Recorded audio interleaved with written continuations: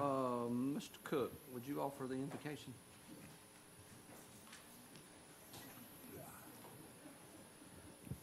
Let us pray. Lord Jesus, we love you today.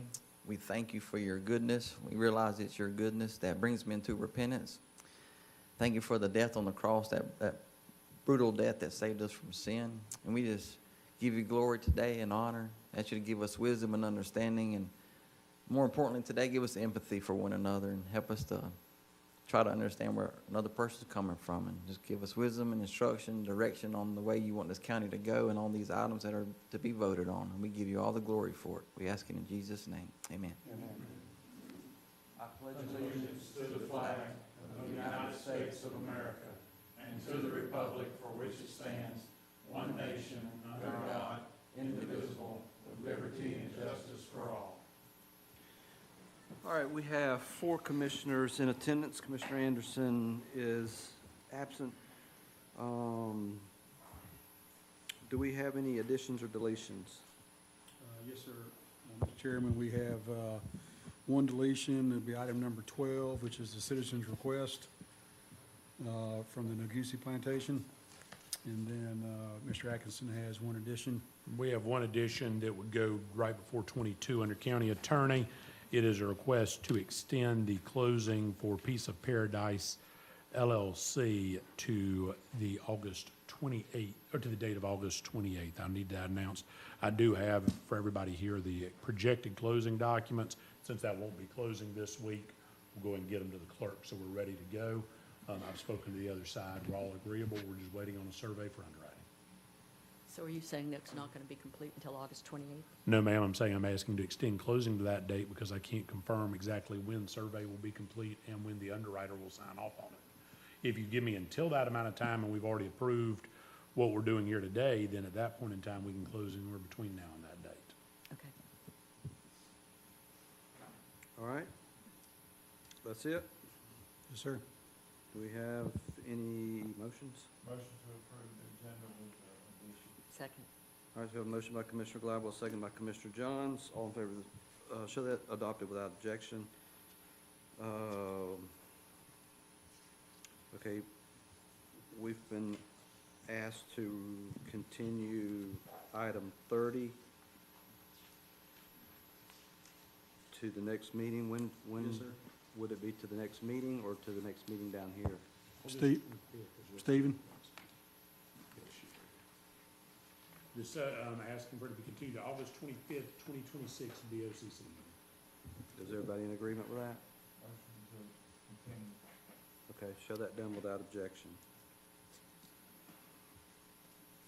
That is item 30, Golf Club Drive abandonment. That is being continued to August 25th. All right. Mr. Kellenberger, number 13. Mr. Chair, I have a point of order on 13 and 14. Okay, state the point. I would ask that the chair excuse Commissioner Gladwell from voting on 13 and 14 since there is a Form 8B on file with a conflict of interest. I have it with me if you'd like to see it. Commissioner Gladwell, do you have anything on this? At one time, I recused myself. At one time, I did recuse myself on these things, but at the advice of Mr. Atkinson, I no longer do. Okay, so point of order has been called. Mr. Atkinson, do you have any My understand, expert legal advice? Sure, my understanding is that Commissioner Gladwell serves as or has served as a board member for the Walton County Fair Association. Those are uncompensated, unpaid seats, therefore under the voting conflict of interest statute, where a voting conflict of interest exists, when a vote would inure to the special private gain or loss of an official, of a family member, or a business associate, an uncompensated board seat to another entity has not been defined as that historically. While the Office of the County Attorney and myself cannot offer binding ethics opinions, the entire issue is between the Commissioner and the Commission on Ethics. I believe that at this point in time, unless there is a special private gain or loss that either of these MOUs would benefit or bestow upon the Commissioner, a business associate, or his family member, There is not a need for recusal. Voting is required by state statute unless that's the case. If the commissioner believes that he cannot fairly and dutifully exercise his role as a county commissioner, there's some additional ability for him to recuse himself, but I will defer to him on that point. As to whether or not a point of order can address this, the simple reality is the decision to recuse or abstain from voting rests with each individual commissioner per the Ethics Commission and the Attorney General. Commissioner Curry, do you have a response? Yes. Evidently, the conflict of interest in Commissioner Gladwell's words is, I am abstaining from voting on agenda item 12, this is the previous MOU with the fair, in order to avoid any appearance of impropriety. I don't think that has changed, and now he has been part of evidently the negotiations of the MOUs, and that the Fair Board is an elected position, not a position appointed by this board.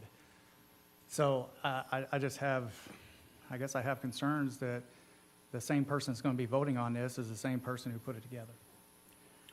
Mr. Chairman, I had absolutely nothing to do, and Mr. Kellenberger can confirm this. I had absolutely nothing to do with this. Not per a Fair Board meeting that, I had nothing to do All with. right, based on Mr. Atkinson's opinion on the statutory requirement that each commissioner shall vote unless there is a conflict of interest, the chair would rule that the point is not well taken. So item 13, Mr. Kellenberger. Yep, Mr. Thorne's going to handle items 13, 14, 15, 16, 14. Did we approve the consent agenda? I think we approved the agenda, not the consent agenda. agenda. I was gonna come back to that. Let's address the agenda item that has been called and the consent. My apologies, that's a rarity for me to have to. So with that being said, what I said was that because we have called item 13, we're gonna do it, and then we will circle back to the approval of the consent agenda. The board approved the agenda, not the consent agenda, but we have to take the item that is before us right now, then we'll circle back. Mr. Chair, item 13, this is Mike Thornton, Deputy County Administrator. Item 13 is a MOU with the Walton County Fair Association for general use services and services at the fairgrounds. Motion to approve. Second. Okay, so we have a motion to approve and a second. Are there any questions? yes. Within this particular MOU, I guess the insinuation of the easement going to our building comes into play. It appears that this is some kind of or else clause. We've been using that access since 1977, and now all of a sudden it's going to play a role in a 24/7 as-needed maintenance service and lawn care, along with everything else. We just got done going through a couple budget meetings where, I'm surprised the facilities haven't asked for more employees, or parks should have asked for more employees because of all the work we have. This MOU is putting more work on here, and I brought this up at other meetings where, there's this, just what we know is about 6,500 hours of work from the county on this facility. I have no problem with the emergency MOU, but I have a problem with being an at-will maintenance program for a separate entity. We just got done having a nonprofit discussion. I'm sure there's a bunch of 501s out there that would love this type of contract where they don't have to do anything on their facilities. Mow the grass. I got invoices over here for electrical box transfers. You got plumbing. You got everything under the world.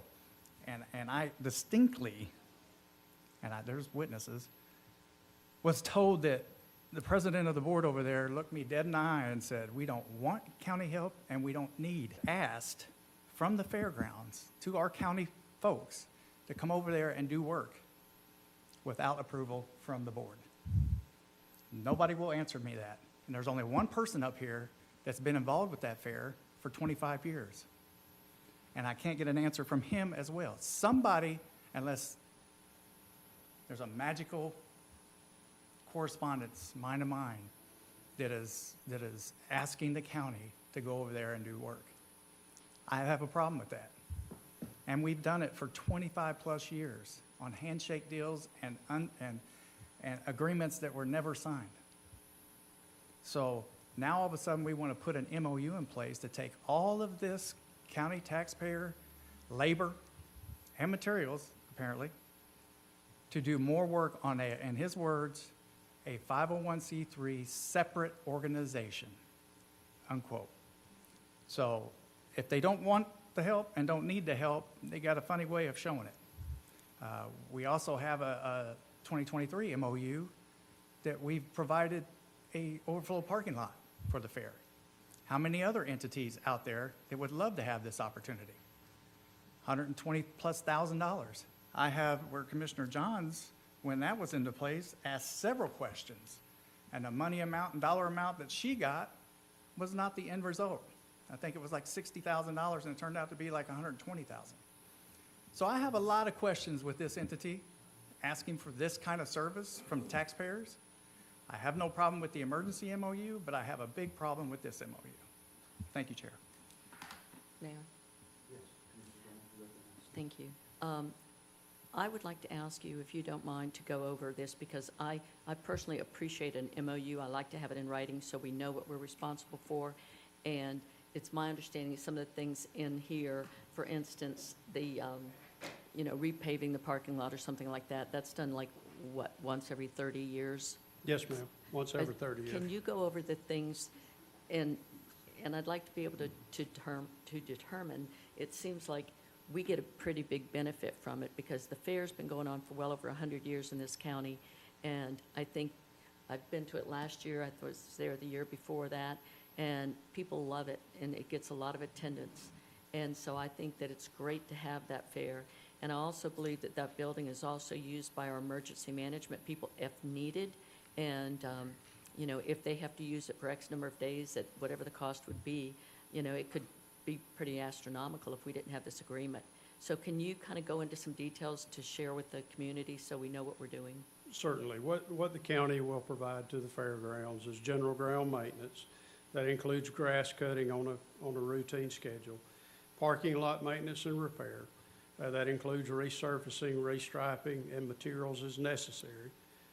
Garbage collection and disposal services, including a roll-off container as needed.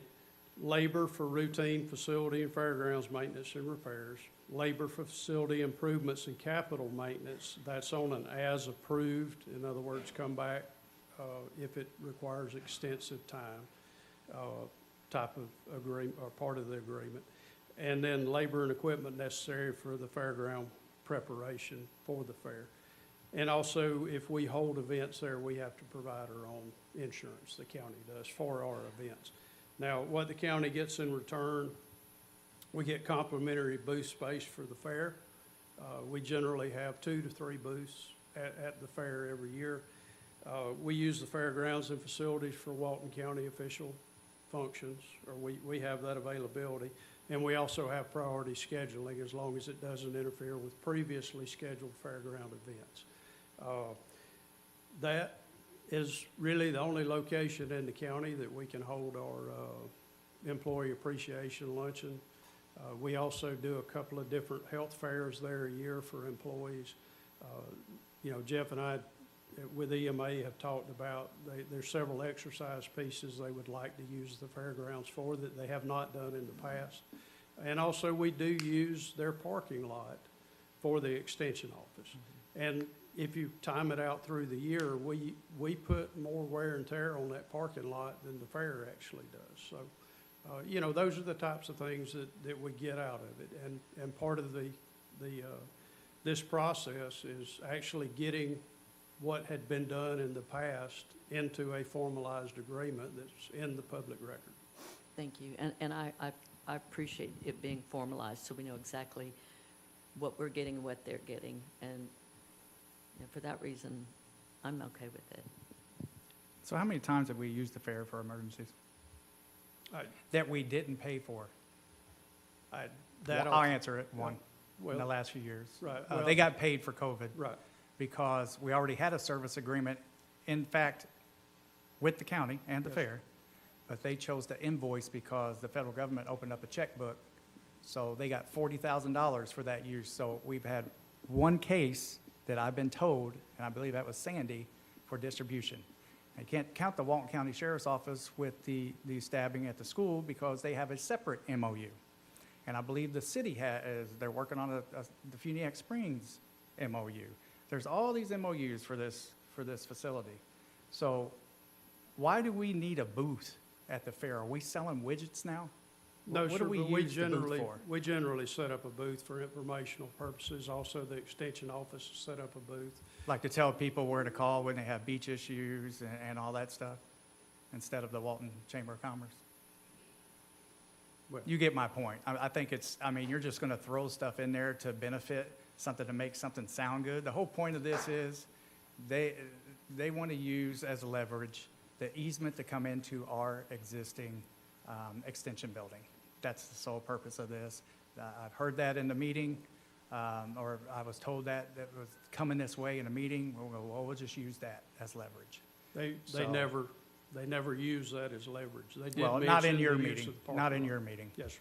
So, I just still have a problem with this. I mean, there was so many, I bet if you put this out to bid, there'd be a lot of people. Didn't we just have a employee luncheon at what building is that? Where we just, what was it? Public Works, that something was built- yeah. Public Works Day. That was for one department. Okay, yeah. So I don't think that building's too much smaller than the It- inside area of the fair.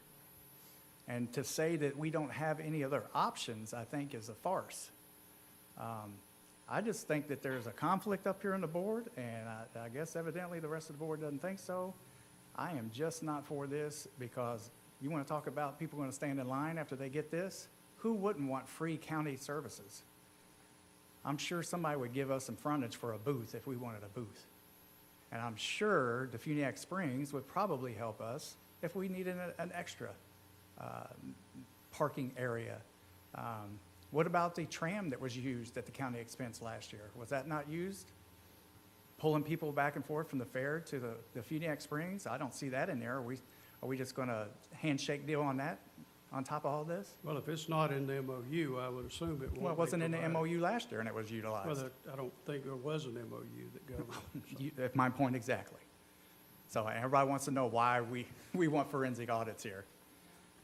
All right, I'm done. It looks like it's going to pass. I just so. want to add one thing with the Public Works.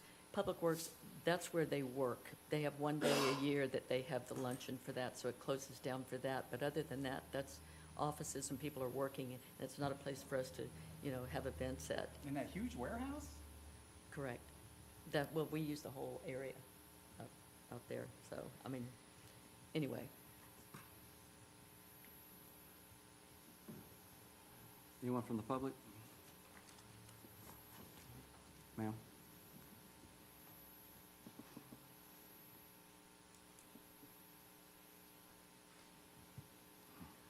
Renee Gable. I have questions on the MOU.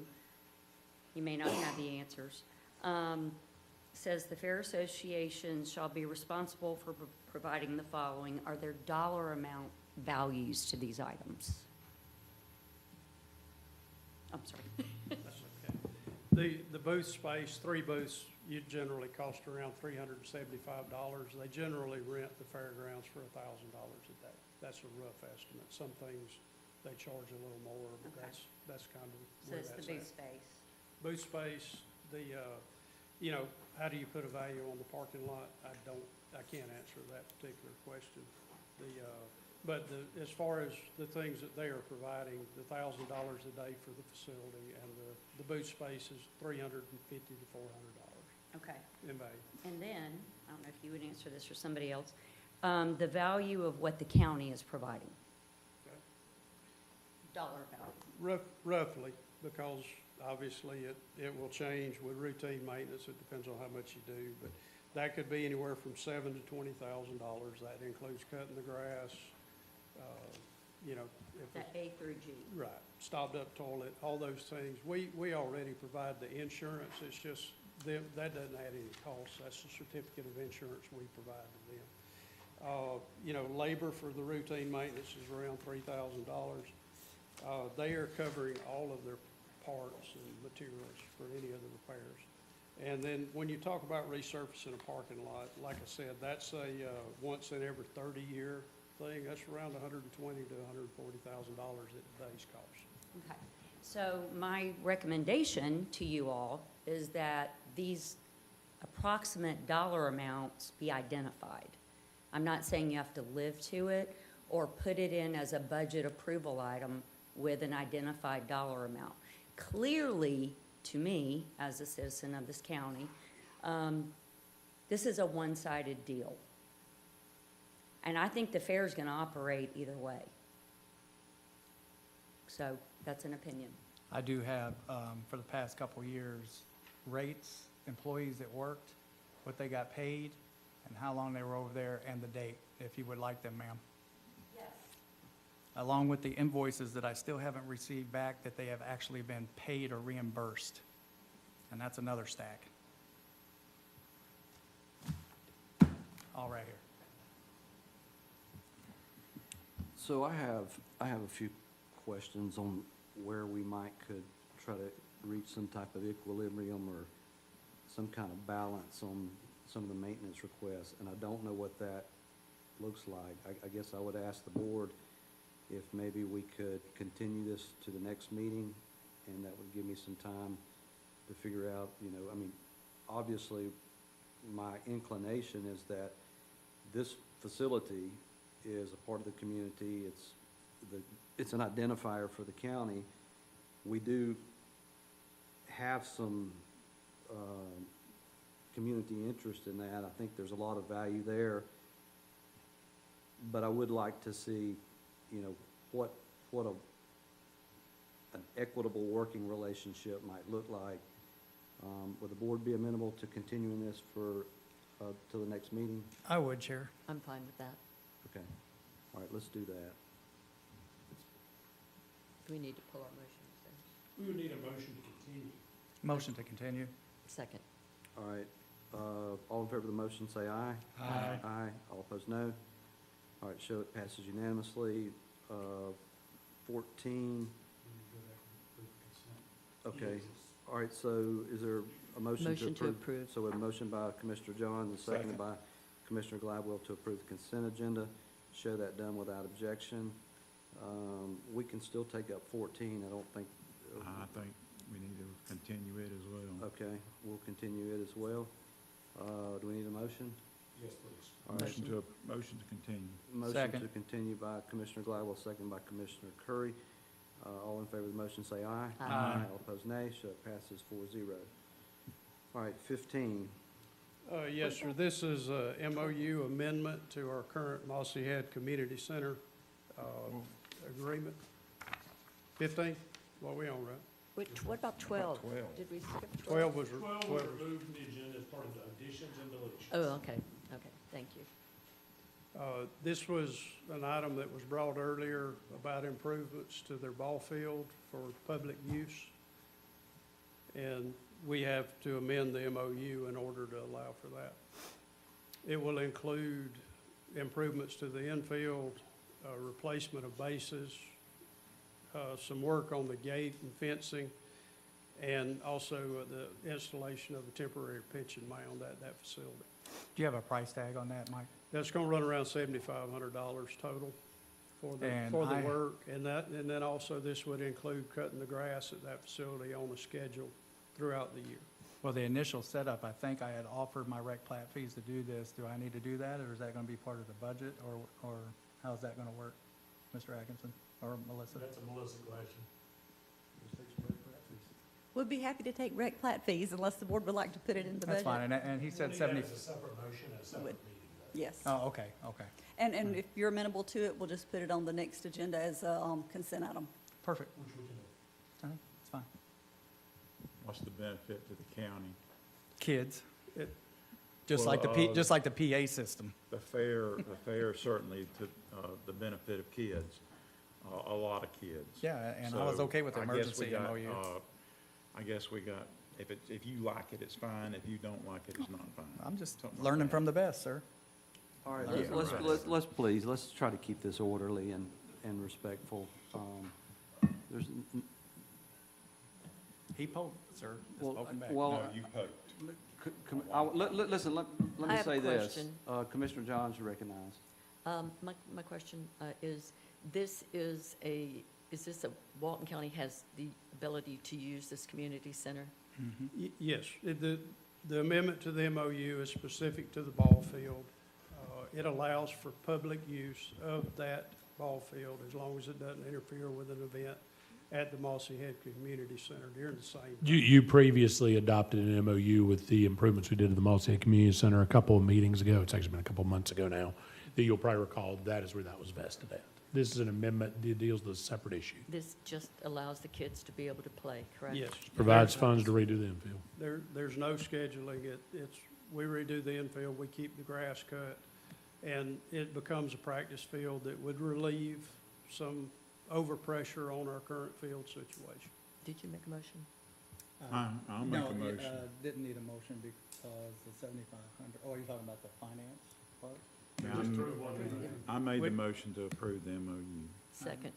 Okay, so we have a motion by Commissioner Gladwell, second by Commissioner Johns. Anyone from the public? All in favor of the motion, say aye. Aye. All opposed, no. Show it passes 4-0. Commissioner Curry, I will say, the reason I asked for the continuance on the other one is because I wanted to use some comps to see what we're doing in other areas and striking that balance. And what's being proposed with Mossy Head is very similar to what was being proposed to the fair. Do you see that differently? Well, Mossy Head would be used daily for the kids for an overflow problem with Well, I understand the frequency. activities. The fair would be, 2 times we've used it in the last 5, 6, 8, 10 years. And we use it for a dinner. That's not a need, that's a We've That's want. used it. that's not accurate. Well, and- I was asked that at the BCC meeting, and I asked No. Mr. J, and he said Sandy and COVID in the last No. few years, But that's the when it was kids, used.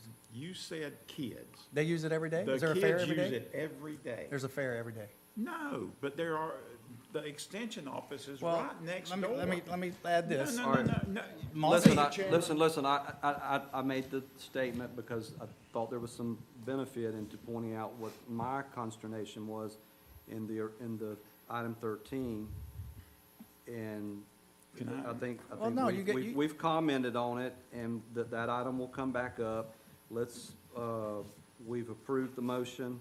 Well, sir, I think it's very important if you're going to try and compare that, the Mossy Head didn't make $18,000 in one day at a crawfish boil.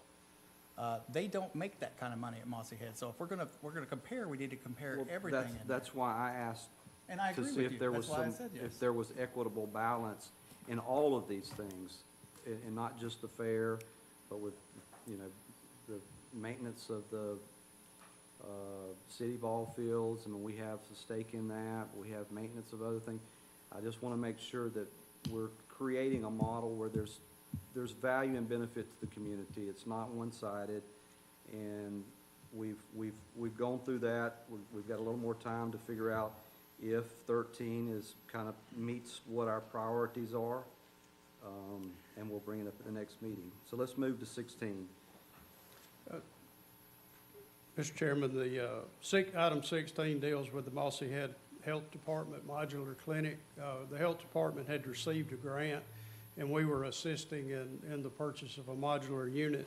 And it was Given- going to cost like $1 million for a Yes, mobile sir. home or something? It come in at 900,000. Is there a motion to reject the bid? Yep. So moved. All right, moved by Commissioner Second. Gladwell, second by Commissioner Johns. Are there any questions, discussion? Anyone from the public? All in favor of the motion, say aye. Aye. All opposed, nay. Show it passes 4-0. 17, 17 is another previous item concerning recreation. The board gave direction for us to evaluate the Armory and Defuniak Springs for recreation purposes, or the potential for recreation purposes, excuse me. The last evaluation we had was almost $400,000 estimate done in 2019 to bring the building up to a truly usable state. I would like to request permission to go out, if it's the board's desire, and have another evaluation done on that building Motion. before we take any type of ownership or maintenance of it. Second. So we have a motion by Commissioner Curry, second by Commissioner Johns. Is the city amenable to this? I met with the city manager, and he does not have an issue with us proceeding with this.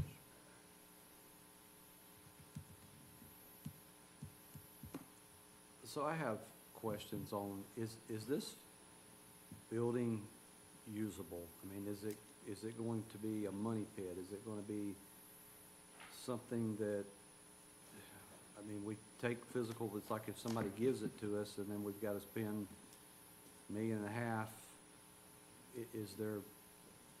is that one of our priorities? It, I mean, are it we gonna was, it was use it? board directed last time for us to do an evaluation on it and see if it was usable. It's not going to be as simple as our staff taking a look at it and making that determination. To answer your question, could it be a money pit? Absolutely. Those old armories are historically hard to maintain, and generally, if you see one of that age, it's had significant renovations. And when I say significant, we're talking in the millions of dollars range. All right, so there's a motion I'm and a, going to take my second back. okay, so who had the motion? I had the motion. All right, so we have a motion by Commissioner Curry. Is there a second? Motion dies for a fail of second. All right, 18, emergency management.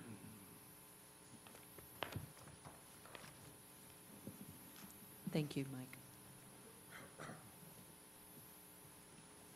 All right, good afternoon, Jeff Goldberg, EM Director for the record. Before you is a request to approve and authorize the chair to sign a resolution recognizing August 2026 as National Emergency Management Awareness Month. This started a couple of years ago, and it's a nationwide observance designed to promote capabilities of EM professionals and public awareness. A lot of folks don't really understand what emergency management is, and it's gotten better in this county through the years, and this is one of the ways that we're going to go ahead and push the awareness out. We'll be doing some social media, Facebook Lives, some meetings, things like that to go ahead and do that. There is a resolution for your consideration. Do we have a motion to approve? Motion to approve. Approved by, motion by Commissioner John, seconded by, I'll second it. seconded by Commissioner Curry. All in favor of the motion? Anyone from the public? All in favor of the motion, say aye. Aye. Aye. All opposed, nay. Show passes 3-0. I just want to mention one thing real quick. We have our Hurricane Girls Camp at South Walton Fire District this week, and if anybody would like to come down and check it out and say hi, and you're off the hook, All right. Commissioner Curry, for the cooking contest. All right, thank you. All right, thanks. Thank All right, you. 19.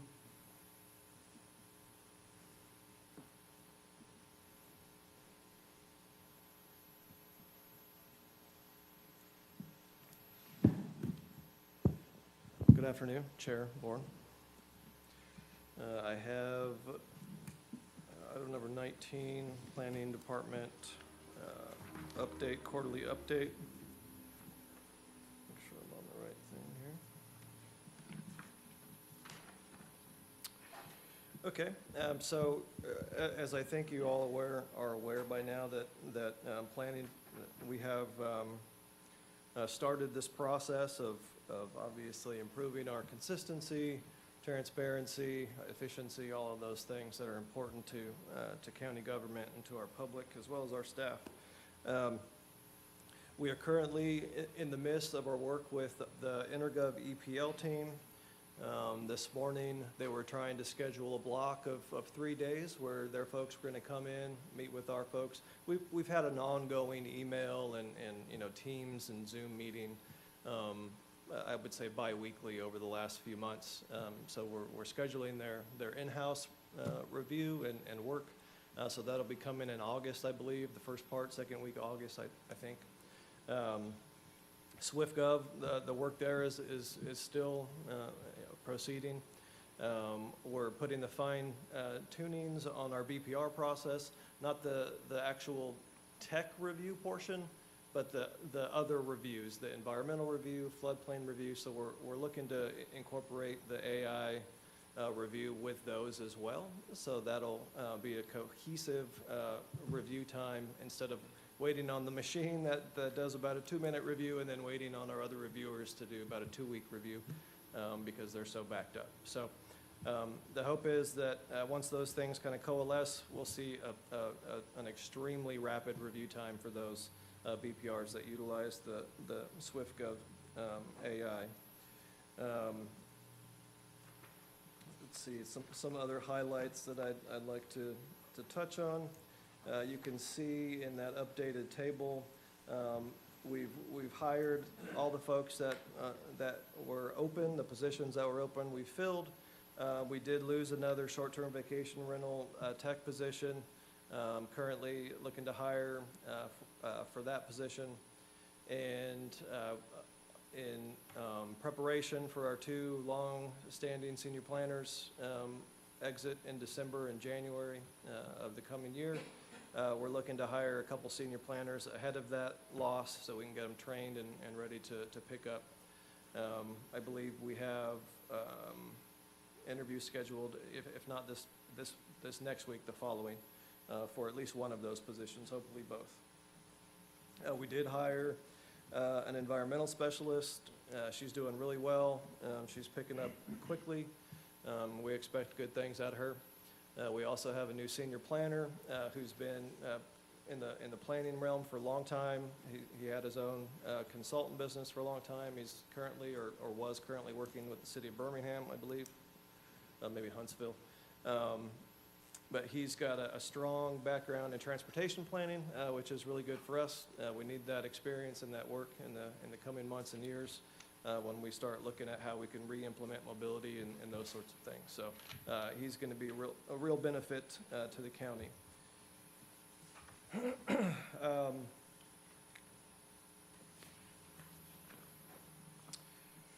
So some of these things obviously are built on the success of the EPL program as well as SwiftGov. So that work is ongoing. You'll see in the table that I've attempted to update. Many of the little check boxes are in orange because that work is currently ongoing. We've updated our project planning map. We've made changes to the LDC available online in hopes that we would provide the public a more consistent the most up-to-date land development code. We're currently working on our STVR build-out. The county's maintenance folks and construction folks are in there working every day, kicking up dust, which nobody really likes, but the work is ongoing and it looks great thus far. So we're excited to get those folks moved around once that work's completed. That'll be a real help for both the program and for our space needs that were previously identified. SOPs are ongoing and sort of currently in flux in a lot of ways. With SwiftGov, we're looking at all of our processes. So in terms of how we do things, when we can implement SwiftGov fully, it's going to change those processes. So the standard, the guide is still sort of a fluid document currently, but we are honing in on being very specific on management expectations of staff, timing, and how we want folks to operate internally. So we're hoping that once we can fully implement that guide, we'll see that consistency and efficiency improve in those aspects of the department process. That's really the highlights. There's been some other sort of accolades that I can pat my department's proverbial back on, but I'll just turn it over to you all. If you have any questions or anything, I'm happy to answer them. Any questions? No, No, just want to sir. say, I know you've been really busy, and I'm glad that you've got some people coming on board and that you've, are you advertising those pretty open and wide as far as the new ones, since we have 2 senior planners leaving? That's right. As far as I know, we've extinguished every resource that HR and the county has available to us. In addition to, we've been paying a little bit extra with our Florida APA account to provide that advertisement through them as well. That goes out nationally, internationally in some cases. So it's not the cheapest thing, but we are spending the money to hopefully get the best folks we can. Great, and I'm looking forward to seeing what you come up with SwiftGov. Thank I you. am too. Thank you. Thank you for everything. All right, Yes, ma'am. before we move to 20, Commissioner Gladwell, you stepped out when we voted on 17, or number 18, that was to recognize August as National Emergency Management Awareness Yeah. Month. Would you like to be recorded in the affirmative on that? Yes. All right, can the record reflect that Commissioner Gladwell voted in the affirmative on item number 13? Thank you. All right, 20? Okay. This is the Dalton Drive commercial analysis. I just want to kind of introduce this, just being very clear on what planning staff did in terms of preparing this analysis and presentation for you. You can see the documents on the first page of the analysis. We reviewed the previous development order, number 16-100081. We reviewed the trip generation and distribution report that was submitted at the time. We reviewed the Dewberry comments. Dewberry at the time was our consultant group that was reviewing applications for concurrency. We reviewed the analysis comments by the engineering staff at the time, civil plans, as well as case number 17CA00073, which was a previous court case based on this very similar issue. So what I did specifically was I worked with one of our engineering staff to look at the submitted transportation concurrency analysis to ensure that it was, that it met our standards at the time. I reviewed the fee calculation and how it was submitted and how it was processed. Both of those things are certainly in keeping and were in keeping with our standards at the time. As a matter of fact, it became clear that at the time of original approval, the engineer of record submitted their traffic analysis with what amounted to an additional trip plus, right? So they actually paid for about a half trip more on the two segments that were impacted. So in terms of our analysis of how it was calculated, how it was paid, the review and our standards, nothing was out of sorts. There was no discrepancies that I could find. Thank you. I can answer any questions you may have. What do we need to do to close that out? So Commissioners, this came to us from a citizen's request to do an audit. Y'all decided not to do an audit in lieu of Stevens Department's review. There's also been litigation on this particular project. Petitioner filed a lawsuit with Circuit Court. Circuit Court ruled that the project was reviewed and approved appropriately. I think at this point, we have determined that the Dalton Avenue project, or Dalton Drive project, was reviewed and received a DO that was appropriate and within our land development code. Thank you very much, Stephen. Welcome. Thank you. All right, 21, Public Works.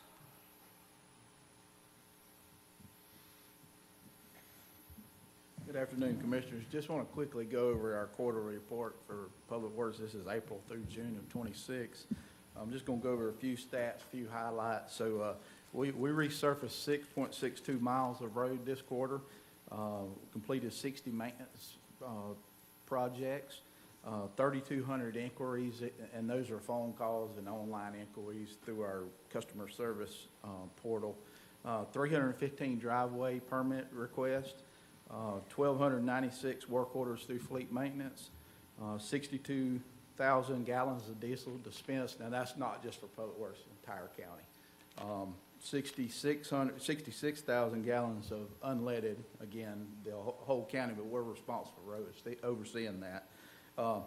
2,300 tons of debris to the landfill. Most of that was the tornado over in Bilitasso. 867 signs installed, 650 gallons of oil recycled. Just a couple of the big projects we hit. Resurfaced County Road 395 South, West Hewitt, East Nursery, Forest Oak, up in the Woodlawn community, West Spruce. Some of the major challenges we had was the Bilitasso tornado. There was a lot of cooperation with the EOC, some of the volunteers, Commissioner a lot of work went into that. We did complete the 1087 southbound right turn lane, so that's been a big improvement in that intersection there. And then the two bridges on Bay Loop, the pedestrian bridges, were completed this quarter. Not new bridges, just rehabbing them. They need some rehab work. And then last thing I got, in this quarter, we've mowed approximately 1,060 lane miles of right-of-way. So and that includes mowing, bush hogging, trash pickups. Been extremely busy. Y'all got any questions? I'll certainly entertain them. Did you, Questions for Mr. Wright? Yes, sir. did No, you, said any questions? yes, did you happen to get the turn lane at Peach Creek onto 98? Is that done yet? No, ma'am, we have not started that. That's an upcoming project. You'll probably get that in the next quarterly update. Okay, great, thank you. All right, thank you, sir. All right, thank y'all. Appreciate all your hard work. All right, is Do there a we need a motion? motion to accept that? Motion to accept. Second. All in favor of the motion, say aye. Aye. All opposed, no. Do we accept plantings? I don't recall. Motion to accept plantings. Show, all right, number 20, or number 19, show that the board accepts the quarterly update favorably with no objection. Show that 21 is accepted favorably with no objection. 22, Mr. Chair, I'm going to do my add-on first, if that's okay, Yeah, before go we go to ahead. public hearing. So this would have been the meeting where you'd have approved the closing documents for the Piece of Paradise LLC. Given the way that we're acquiring this property and that we're not acquiring 3 individual lots, underwriting has come back and requested a formal survey performed to American Land Title standards. Not something we always do, but they have requested in this case, given the nature of the historical litigation, not the current litigation, the prior litigation, and the split of the outfall and those issues. So with that being said, what I'm asking for today is a motion to approve the draft closing documents subject to the legal description being verified by the survey, directing staff to procure all necessary surveys, authorizing the chair to sign the closing documents upon underwriting approval for those, and to extend the closing date to on or before August 28th, 2026. do we have a So motion? moved. Second. Moved by Commissioner Gladwell, second by Commissioner Johns. Are there any questions, comments, anyone from the public?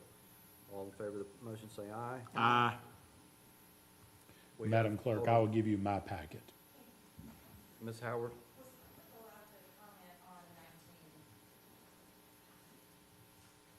Typically, no, the public doesn't comment on staff updates. Okay. You can, say when we come to public comment, you can address that. Correct. All right, Need a motion to open the public hearing of 22, Mr. Chair. So Motion. moved. moved by Commissioner Gladwell, second by Commissioner Johns. All in favor, show that done without objection. This is a request to consider an ordinance of Walton County, Florida, amending the Walton County Code of Ordinance to provide for regulation of e-bikes.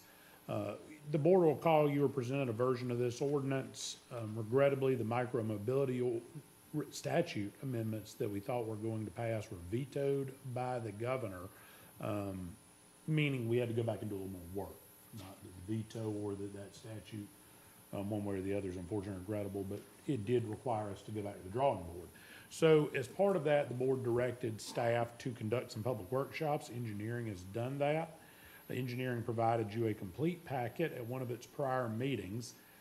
In that, they provided certain draft changes to the ordinance that they believed would be appropriate to consider. So what I've done here is presented you something you probably haven't really seen, but given the somewhat circuitous and winding path it took to get here, I thought it might be more prudent to give you a complete breakdown of the changes. So your lead page there is the summary of the ordinance-based changes.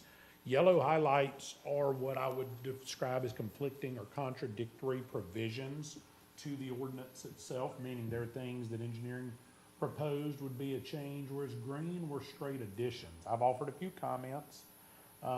Most of the green, I will say this right now, most of the green items can be added and adopted today. None of the yellow can be adopted today as it would require re-advertising. Certainly, if we expand the scope of this to include electric vehicles besides e-bikes and what were already covered under e-motos, thereby changing the title of the ordinance, we would need to continue this to a new date with re-advertising. I would rather do it all in one than in a piecemeal. Well, I need your feedback here of what you want in it. I don't believe there should be a piecemeal. I think it Okay. should be either, but I need y'all to talk to us about the engineering changes, and I'll go through them one by one if you want. I don't know if Mr. Powell's here. Yes, yes. Come on to the podium in case I got questions for you, Chance, because these are your changes. I'm just gonna be introducing them. Your first substantive change, I'm gonna go back to yellow changes rather than the green changes. Legal has no actual objections from a legal standpoint as to any of the green changes in your section 20-101 definitions. I think all of those are consistent definitions with state statute, and establishes the nature of trails, shared use paths, and sidewalks. Your first engineering change is on page 5 of 10 of the ordinance. It is sub 5, where it reads, keep going there, one more. There you go. So here's your first one. It's also up on the screen in front of you. Sub 5, as written in your initial version, was all classes of electric bicycles are prohibited from operating on sidewalks. Engineering's proposed change indicated that only e-motos, modified e-bikes, and similar vehicles that are not defined as electric bicycles are prohibited on county sidewalks. Class 1, 2, and 3 electric bicycles would remain subject to sidewalk rules of Florida law. Walton County doesn't necessarily have any well-defined sidewalk rules, and sidewalk law in the state of Florida is kind of all over the place, given its deferential nature to local standards. My comment there simply is the board directed us to create a safety-focused ordinance that would eliminate potential harm to persons on foot. The definition engineering has proposed that we agree with is that a sidewalk is primarily traversed by those on foot. So it's up to the board. If the board wishes to adopt this, you are welcome to do so. The engineering change would allow electric vehicles, including class 1, 2, and 3 e-bikes, on sidewalks without any specific Walton County limitation. The original version would say no electric bicycle, e-moto, e-bike, anything, because e-motos are already prohibited there, on those whatsoever. From my perspective, it is an enforcement issue more than anything else, because how do you know that one motorized bike is or isn't unless you stop the person and ask? Versus if you see somebody self-propelled on a motorized bicycle going down a sidewalk, and you know it's a sidewalk, and you have a complete prohibition, stop them, ticket them, move on with life. But that is to this board, that is the first one I need the board's feedback on. Well, can we make any motion that they can't go in tandem, that they've got to go one behind the other because we have a problem with them going alongside each other? I don't believe you can regulate the operation of the vehicles unless they are deemed unsafe, and I don't believe tandem would be deemed unsafe in every scenario. However, you can, if you choose to, based on the size of the trail, provide information that operation must not take up more than one lane of travel, so to speak. That's typically how that's addressed. That is not in this ordinance. And I don't believe that came up in the workshops, did it, Mr. Powell? It didn't, and I'd be glad to try to explain why we had some of this language in there. Specifically with one lane of travel, the state recommends not placing a centerline stripe on a multi-use path unless it's 12 feet or greater in width. We don't really have any paths that are, I believe our biggest path is 10 feet. Brian, would you agree? Also want to just go back to this sidewalk discussion here. All of our recommendations and comments here came from either the survey or the public workshop that we had and feedback from the public. We have some sidewalks that some people may call it a sidewalk, some people may call it a shared use path, a multi-use path. Take Chat Holly, for instance. It's got both 6-foot and 8-foot concrete pedestrian facility on it, or bicycle facility. If we were to restrict the use of e-bikes on a sidewalk, somebody would think that they couldn't ride it on Chat Holly. Whereas I really feel like we should allow that. And I think in a lot of the communities where you specifically see an ordinance prohibiting the use of a bicycle or e-bike on a sidewalk, they have dedicated bicycle facilities. If you're familiar with Tallahassee, a real urban area where you have really urban sidewalks and commercial buildings, and then you'll also have a green painted bicycle path. That's specifically to be used by the bicycle, and the sidewalk is specifically to be used by the pedestrian on foot. And I don't know that we have an opportunity to do that outside of maybe some of the cities. And even those are still kind of rural compared to those really urban areas where you see those two facilities specifically defined. We have some definitions that we proposed on page 7 for the sidewalk, the shared use path, and the trail, because they're used interchangeably throughout different documents within the county. If y'all want to look at those, you know, that was obviously a suggestion, but Up, really, Jason, it's, to the top. yeah, page 7. Yeah, 7 of the document there.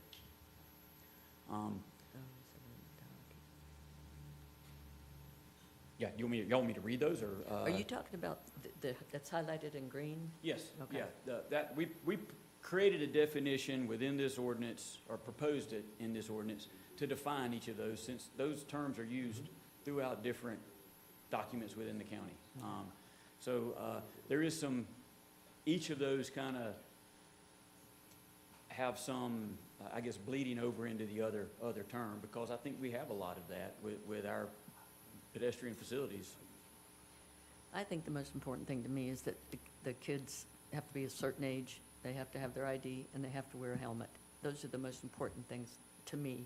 I think it's going to be very difficult to determine what bikes on a sidewalk, and apparently we're not going to accept the motorbikes. Those are certainly not allowed, right? Okay. Yes, and I'm sure Clay will go through those as we get down to that portion of it that talks about helmets and age of use Yeah. on different. I different think classes that's of the bikes. most important part of it, as far as this is concerned.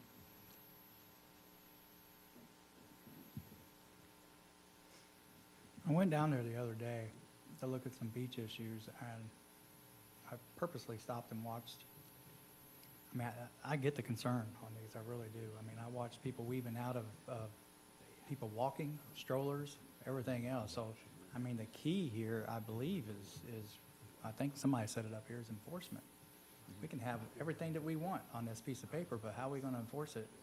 Has the sheriff's department had a stance on this? Are they going to put cops on e-bikes with radar guns? I mean, what do we got going on with enforcement? They have been copied on this, and I don't know if they've provided any feedback to you, Clay.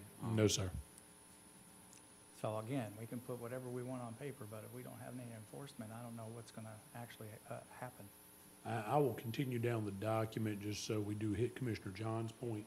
Section 20-104, Jason, if you were to scroll down, it is page 6 of 10 of the ordinance itself. There you go. Back up a little bit more. There you go. So Florida statute 316.2065 allows for a local minimum age ordinances to be adopted as well as ID. There are at least there are two versions of that presented to you. One was that all persons operating electric bikes on county facilities would be required to be at least 14 years of age unless required to be older. For instance, renting an e-moto or having to have an actual driver's license. Engineering's proposal is no person under 16 may operate a class 3, no person under 15 may operate a 1 or 2. That basically steps it up. I believe that is unless accompanied by a parent or guardian. The age 16 already applies statewide on the class 3s on the newest version of the statute. So really, this just says that persons under the age of 15 can operate 1s or 2s if they're accompanied by a parent. There are some language about being accompanied by adults, but we had put a strict prohibition previously, and that's up to the board. As to the next one, we made it clear that law enforcement could request any valid form of identification, but that does not require them to possess a valid driver's license unless statute does. Engineering came up with the language that suggests that a government-issued photo ID to be produced upon request by law enforcement when operating a class 3 or a class 1 or 2 by a minor without a parent or guardian present, or any electric bicycle without a helmet. That changes a little bit. We can do whatever the board sees fit there. I would say the language about not being construed to require a driver's license unless required by Florida statute needs to be pulled into engineering's if you go with that option. But that is for your discussion broadly. Engineering did a fairly an extensive rewrite. I believe you worked with code enforcement on that, is that right? Yes. All right, so those are code recommendations. I have no objection to any of those changes, but that's ultimately the board's call. Legal doesn't have a concern with them. The language they did add, I agree. You can add park rangers if authorized, letting them issue those. State park officials aren't gonna do it. We tell them one way or the other, but if you wanna give them the authority, we have a lot of issues of emotos being driven through state forest lands, specifically up and around 30A, that have drawn a lot of attention lately. I suppose that's where that probably comes Yeah, from. and I have not gotten any feedback from the state park department, but I just figured that they would want this opportunity if they wish to enforce it within the state parks, because I know a lot of e-bikes are being used in the public lands there. Okay, if we want to scroll down, Jason, to 20-106, it'll be the one highlighted in green. So these are operating rules. These are all wholesale additions that have been added.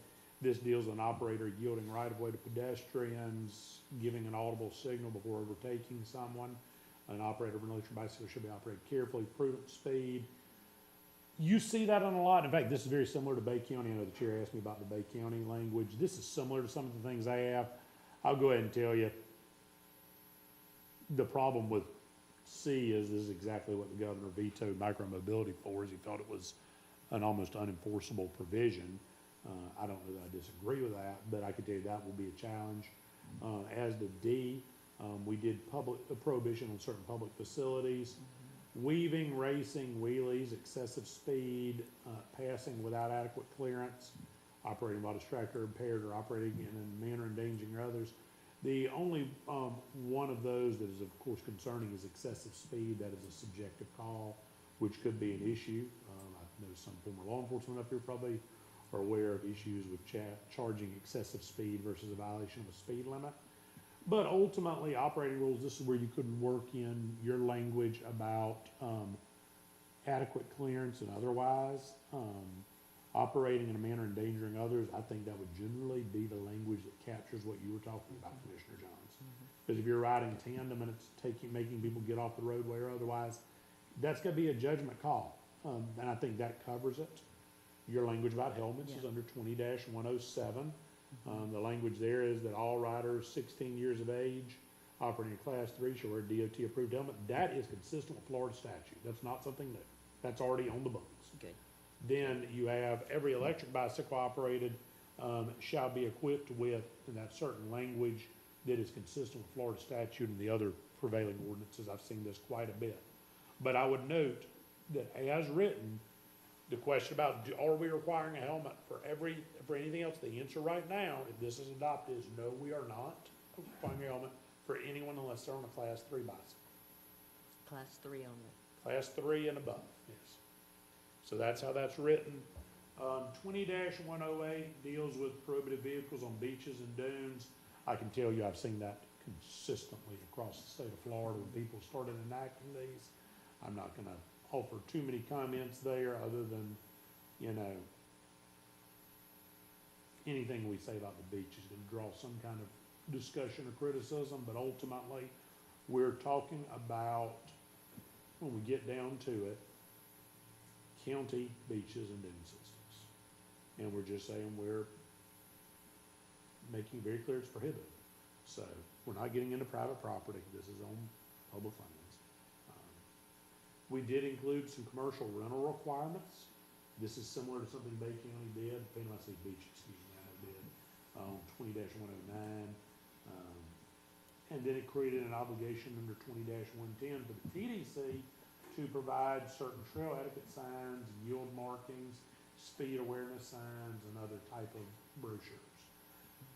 Ultimately, outside of the comments I made about 20-106, your operating rules, Mr. Powell, and the comment I called out about the issue of 107, those are policy calls. Legal doesn't have an issue. You can include almost all of that. I think 106C is gonna be very, very difficult to enforce, but it doesn't mean we can't try it and see how it goes. Really what we're looking for is the feedback regarding the language under 20-104, which was the minimum age requirements and identification, as well as 20-102, which dealt with the sidewalks. those are the two biggest things we need. One thing we will gladly do, once you give us that feedback, is put that together. We'll reach back out to the sheriff's office, and we'll reach out to Bay County too, since I know they've actually had theirs on the books for a little bit. They actually were ahead of the state on the micromobility, so they adopted it before they were even aware that was gonna pass, is what I understood. So we may want to pull some guidance from how it's worked over there, but those are the areas we want feedback on. If the board wants more time, wants to talk to Mr. Powell and I one-on-one outside of this meeting, we will simply pull this, bring it back and re-advertise later, not continue it to a date certain. On the other hand, if you're ready to give us answers on that today, tell us that. We'll go ahead and I would continue like- doing it certain. I would like to continue. I want to get this I do right. too. I want to make sure that, I mean, look, if there's empirical evidence that shows that 12 or 13-year-olds riding electric bicycles are problematic, well, then that's very valuable information. But if it's not showing that, I'd rather see a 12 or 13-year-old out recreating, being outside, instead of being in the house playing video games. So I want to make sure that we, as authors of the law, we're creating an environment where people can recreate and do things that are pleasant, enjoyable, and not pretend like, not exist as the government is there to just regulate your entire lifestyle. We want people to be able to have those enjoyments. We have to put some measures in place to make sure that everyone else's safety is protected, but I just want to make sure we get this right. Is it okay to continue this? I agree. Okay. Yeah, it's fine, but, it's not like, I don't believe it's like we want to control everybody what they do, but what we're seeing is there's a lot of accidents happening, and there's a lot of people that are being hurt from, the kids, riding and scaring them, things like that. And I know we can't, control all of that, but I mean, just to kind of, I don't see that what we were talking about earlier about, having a speed limit on the sidewalk, I don't think that's going to be enforceable at all. But, some of these young kids are super young. I mean, they're, 10, 12 years old and younger that are riding these things, blowing through stop signs and stuff. So I really want to see us do something along those lines, but I'm for pulling it back and taking a better look. All right, so we want to close out the public, do we need to? I'll announce for the record, we will pull this back based on the direction received from the board. We'll go back to the drawing board. We will re-advertise once we present you something we're comfortable can be adopted. And we'll get it back. I need a motion to close the public. Motion to close public Second. hearing. All right, a motion by Commissioner Gladwell, second by Commissioner Jones, to close public hearing. All in favor of the motion, say aye. Aye. All right, show that done without objection. Thanks, Chance. Thank you. Well, we didn't have We didn't. we had a motion to continue. Well, there was no motion to continue. We just pulled it. We just pulled it. But you can address it in the public comment. But as we were having this discussion, I was researching. I know that this is going on right now over in, with the county of Bay County and within the city limits of Panama City Beach. So it looked like their proposals were a little bit different, so I'm kind of concerned. I'm not concerned, I'm curious what the logic is over, one and the other. So I think it gives us a little time to be best prepared. Commissioner Curry, you have item number 23. Thank you, Chair. Is Chris here? Chris had asked if he could come, and he had some issues with codes and the land development code and all that. I'd like for Chris to address those issues in front of the board. Come on up, Chris.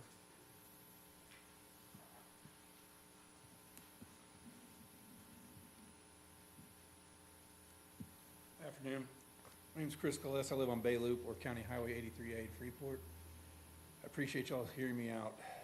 One of my first concerns is I've tried to get in front of this board 3 separate times. This last time, I was told by 4 different government entities, this is all in regards to code compliance, that I should go in front of the board and place my concern. On July 12th, I placed it. I got an email back confirming it. I called 4 or 5 days later. I was forwarded to Mr. Kellenberger's office. I was back and forth with Ms. Christie, which, by the way, thank you very much for your professionalism. I appreciate immediate responses, about the mean high water line that exists here on the bay and in the water. It's a code that was developed. On the what? On the water, on the bay. Okay. It's a 50-foot mean high water line Land Development Code that was presented, I believe, in 1997. So after days of emailing back and forth with Mr. Kellenberg, Secretary, he emailed me personally and said, Chris, there's nothing we can do about the code on your fence. From the beginning, I explained to him that either him or planning can overrule this code. And that's what I've been told by code themselves, by the managers and the supervisors. The only people that can override a code by code compliance is planning and zoning or Mr. Kellenberger. I've always had fences on all my seawalls, wherever I lived. I had a house in Choctaw Beach, had a fence on the seawall. This is all about safety. This is all this is for my kids, my grandkids, and my dogs. Don't need somebody falling over, getting hurt, much less dying. So, for 17 years, I had a seawall in Choctaw Beach. I moved back to Freeport 7 years ago. These disputes started from my two neighbors, which I'm not going to say their names because I'm not here to defend themselves, but some of y'all even actually had meetings with these people. These guys have been going at it for years. It's really unfortunate because they got really nasty and vindictive with each other. I keep to myself. Everyone here knows me. I keep to myself. After speaking with many government entities in my community, I was forced to take down my fence because the neighbor was hit with a land development code 2 years ago, I believe, or a year and a half ago. And when they got hit with it by code compliance, they were in court, in open court, and said, if I'm getting hit with this, we're gonna have everybody else in the water get hit with it that has fences or gazebos or anything going to the water, or within the 50-foot mean high water line. A few years ago, all the disputes happened with my neighbors. A supervisor who is retired now, Mr. Mike Lynch, reached out to me when I was at home and asked me if I had any pictures of the neighbors' gazebos to the west of me. And I said, may I ask why? He said, yes. I have found a code in the land development code that I'm gonna slap on them because I'm tired of their crap. Literally tired of their crap. And he had one of his code agents sitting right there in his office on a speakerphone. I said, yes, I have pictures of it because I helped my neighbors previous to these people buying their land, help them with their boats, their sea-doos, everything, getting them out of the water for them. So once he did this to these neighbors got nasty, and it came on me. They started filing complaints on other people. I did nothing to them. I have fences that are on east and west of my property, on the south side over my seawall, so the kids and dogs can't jump over. After the neighbors got cited, I called, and I told Mr. Lynch, I said, hey, it came downhill. It fell down on me. He's like, I'm sorry, they have the right to do that. And they do. They have the right to complain, whatever. So I explained to them at code. They called me up and said, Chris, we have a complaint from your neighbor. It's for the land development code. I said, okay, come on over. Whatever you have to do. I know you have a complaint. Come on. They come to my house, 2 of them. I explained to them my seawall is over 20 years old. I put that fence up with my grandson a month ago. And the only reason I have it, I sent pictures in, but I don't know why they're not here. It's a 3-foot-high vinyl fence, see-through vinyl fence, not cemented in the ground, just sitting there. It's not a structure. So after literally months of trying to reach out to Mr. Kellenberger, I spoke to planning, they're incredible, those guys up there. They basically told me, I'm sorry, there's nothing we can do. It's in the 50-foot mean high water line. And I tried to explain to them it's not a structure. It's basically pervious, like a pervious paver. It's just a small fence for security for my kids and grandkids and dogs. Had to take it down. Right now, I'm trying to work with FDEP to have them let me obtain my fence on top of my seawall. I got permission from them, but now there's an issue. When I went and told planning and zoning about this, they said, hey, if they can define it a little better, we'll be out of it as far as the county. So we're trying to do that right now. So when this all happened, because Mr. Lynch took it upon himself to file this land development code on my neighbors. No one called code and said, hey, this person has a gazebo out there and we believe it's in the mean high water line. No one has to take anything down unless someone complains about it. Code's doing their job, I respect that. Everyone's got a job to do. But when these people did that, when Mike Lynch did that, and he hit both my neighbors with it, it's on paper, it's all documented. He started a chain reaction like there was no tomorrow, and I don't think that's right of him to do. I could be wrong, and I apologize if I am for wasting y'all's time, but Story is, long story, he did something unethical as can be in my book.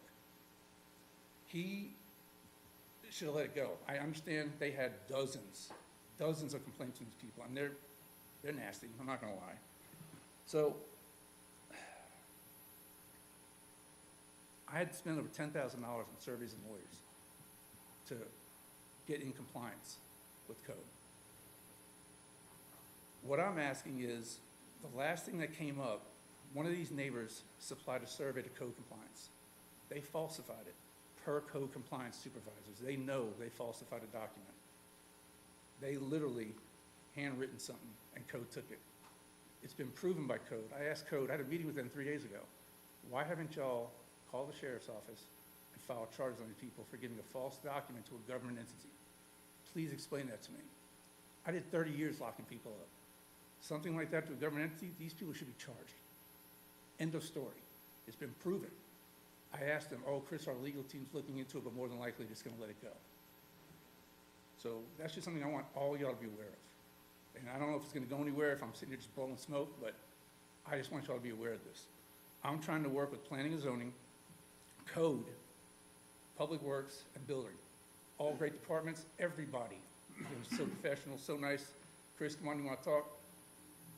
When I couldn't get on the board, or I couldn't get a time to meet here, I went to my commissioner and I said, hey, can you please explain to me why so many times I've come up here, applied online like I'm supposed to do, I get a confirmation email, and I can't get a date or time? Please tell me that. And he said, he's kind enough to meet with me that day and said, I'll put you on my agenda. I said, okay, I appreciate it, thank you. My main concern, I just want my fence back on my seawall. That's it. That man can approve it. No, I can't. I can't override land development code. And I'm Okay. sorry somebody told you that, but I explained that to you in an email. I did give you some recommendations, didn't I? Have we not conversed about this before? We spoke one time, 9 months ago. On the phone and through a couple of emails. You met with Stephen? You met with Stephen Schoen, right? And he explained the land development code to you. Yes. Mr. Casella, it's unfortunate that you're caught up in the feud between your two neighbors. But the bottom line is you have a non-compliant situation. And when you contacted Mr. Curry, it doesn't make a difference on that particular situation. You have a non-compliant situation. We can't fix it. The only way we can fix it is for you to remove it. The other recommendation I gave you was see if you can get your FDEP permit for your seawall amended to put it on the seawall. And I reached out to FDEP, and Mr. Stephen has the emails as well. Uh-huh. And as of today, they sent me the last one. I asked them if I can put a 2x12 fir board on top of my seawall that's been there for 20-plus years. Right? They said, Chris, no problem. As Okay. long as your mean high water line is landward, which it is. Meaning my mean high water line starts out in the water, and it comes back about 16 feet into my land after my seawall. But per code, that still means, I mean, by law, it's still gonna be within the mean high water line, but it's gonna be on top of my seawall, who's controlled by FDEP. And they told me per the email, Chris, no problem, you don't need a permit for that. You do not need a permit to put a fence on top of your seawall. Okay. then- But I don't wanna put a fence on there, because I know, and you know, and you know, and everyone else around here knows, these same neighbors, they're gonna file a complaint. And I don't wanna have to deal with all this crap again. I agree with you. You shouldn't have to deal with getting caught up in neighbors' My feuds. concern, literally, I had a dozen 10-year-old little girls at my house for my granddaughter's 10th birthday party. for the Sir, weekend. I'm not mean, it's negating, just- I'm not negating the safety issue. What I'm trying to explain is that unfortunate for you, you were caught up in a code complaint case. If we don't address it, we get accused of being selective. If we do address it, apparently we're not right doing that either. So what do we do as code enforcement? Commissioners, what I would recommend is we suspend this bayshore protection zone. It's got some issues with it. And like Mr. Casella said, upon his neighbor's comment that we're going to create chaos all the way down the bay, because he's right. I would venture a guess that more than 50% of properties along the bay have a bayshore protection zone non-compliant issue. I'll make a motion, we suspend the Bayshore Protection Agency pending or Bay Shore Protection Zone pending resolution. Okay, so what I'm saying, suspend it, is that means we're not gonna do any more code enforcement action on issues that may That's exactly what exist it means. with this particular code. Yes. Clay, since this wasn't on here, can we make a motion on that or not? It's directly related to what was put on here. I mean, typically, we Okay. don't take item I on just wanna make sure non-agenda it's- items, but it is related to the request he's bringing before the board, and it is your county administrator's recommendation that this would address the citizen request you put. But So under those scenarios, I think it is a temporary order that the board is putting in effect. It is not a permanent repeal of an ordinance, which you cannot do without advertising a notice. But what Mr. Kellenberger is asking for is what would be, and it's not a moratorium, but it's a suspension of enforcement. And I will work- Explain the net effect of putting that into place. Yeah, please. Yes. So what I fear is gonna happen is, Mr. Casella's issue is not unique. In fact, probably half a dozen times over the last 6 or 8 months, there's been what I call feuds between neighbors where they use code enforcement to beat each other. And now I'm not involved in that, I don't mean to interrupt you, I'm not involved in that feud. You- That's you're my not- neighbor's. you're Hold on, not hold on, involved in the feud, hold on, but let him finish. You're not involved in the feud, Yes, sir, but you were subject to it. yes, sir. All right? And so, what happens is one neighbor gets upset with the other neighbor, and they research code or somehow figure out code, and then they call in complaints against their neighbor. When code goes out there, they have to address the particular complaint, and while they're out there, they address other issues that may exist, because we recognize that we're just gonna get called out again.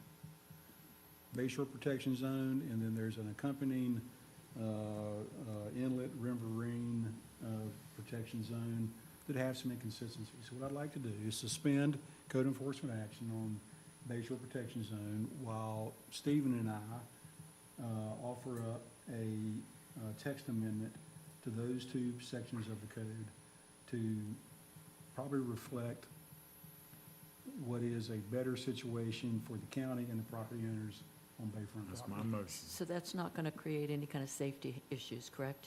It's not going to create any safety issues, but I would venture a guess that the environmentally concerned people would like to have some discussion in this. So the Bay Shore Protection Zone basically says that there's a limit on clearing. There's a limit on what you can have within this 50 feet from the main high water line landward, main high water 50 feet landward. Right. And, you know, the reality is that a lot of people, like Mr. Casella, build a seawall. They backfill the seawall through dredge and fill permits, and then they put grass on it. Well, that's in direct violation of our Bay Shore Protection Zone. However, if you get the FDEP permit, that's not, because it is a state-regulated, permittable construction activity. Okay. Is So this you not made gonna be a motion? free, You My- have that, right? You But said all you my had- stuff was prior. Everything on my lot was prior to 1997. And through planning and code, and they said, Chris, if you can prove to me, I had fences on all sides. If you can prove to me your fences were here before 1997, you're grandfathered in, and I did. The only one I couldn't provide is because the guy back then didn't take pictures of the wall. I had fences on there per my surveys. Just the little one on the wall is all I'm asking for. That's it. I have fences all around my property. I'm very locked in. Like I said, I did 30 years. I locked up over 20,000 people. I got to worry about my life every day and my family's life. I'm very protective. But, second and like I said, I motion. keep to myself. I did want to ask something. This isn't going to, we're not going to start seeing condominiums and everything else. That has nothing to do with Bay There's Shore other- Protection I Zone. just want to make sure that we're not going to see more gazebos and more this and more that, and then all of a sudden we're back around on There's this. a possibility that some people will take advantage of improving their area next to the bay. So can we have some kind of time, a Stephen, how long will month, it take 4 us weeks, to amend 6 this weeks? text code? 60 to 90 days.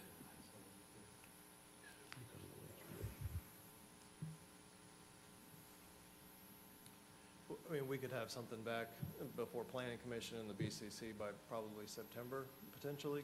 It's roughly 60 days. Yeah. So the route would be through the planning commission and then to the BCC. It'd be very similar to what we're going to do this afternoon. I mean, unless the board wants to frame this, and Clay would agree that this is some sort of emergency situation, I think it would have to go through planning commission, Well, I think it needs to go through planning. When's the next planning commission meeting? the 13th of August. Okay. They seem to have something there. We'll do our best. Yeah. I will say the other net effect of this, to the chairman's point and to the board, we've seen a few of these cases. We've had an appeal of the code magistrate's decision, in which the circuit judge vehemently disagreed with the manner in which shoreline protection was applied. And the reality of that is, while the court did not determine that our ordinance was per se unenforceable, it really became an issue of, you've got a piece of property, it's being cleared. The neighbors say it wasn't cleared some time ago. Nobody knows when it was cleared, how it was cleared, or who it was cleared. Code enforcement comes in and says, well, we went and took pictures and it was cleared. That's not enough, is what the court said. So after we met with code, after that case came back and said, look, the findings the magistrate did not hold up. Not talking about the ALJ. We're talking about an actual code hearing. After we found out that didn't, we looked at how code could go back, and we talked to Mr. Corman and his officers. What could you do to bring this case back? Because the circuit court gave us a chance to go back and say, all right, go back through the hearing. The magistrate needs to do I won't say a better job, but a different job on this. And when we went through it, it was pretty well agreed that there was no way we could make this case based on what we knew or not. And I'm not going to speak for Tony and his men, but I'll say that what I took out of that conversation as your county attorney was that was going to be true in 95% of those type of instances. And I'm not saying that we're not going to have somebody try to take advantage of it, but right now, people are already taking advantage of the Bayshore Protection Zone, Shoreline Protection Zone, and otherwise, simply because if they don't get caught quick enough, there's nobody can come in and say, you actually did this. So it becomes a very big challenge. I believe that suspending it on a temporary basis will avoid greater issues like what the citizen is dealing with, and allow staff to bring it back. So while it is not specifically on the agenda, it is a request from your staff to do it.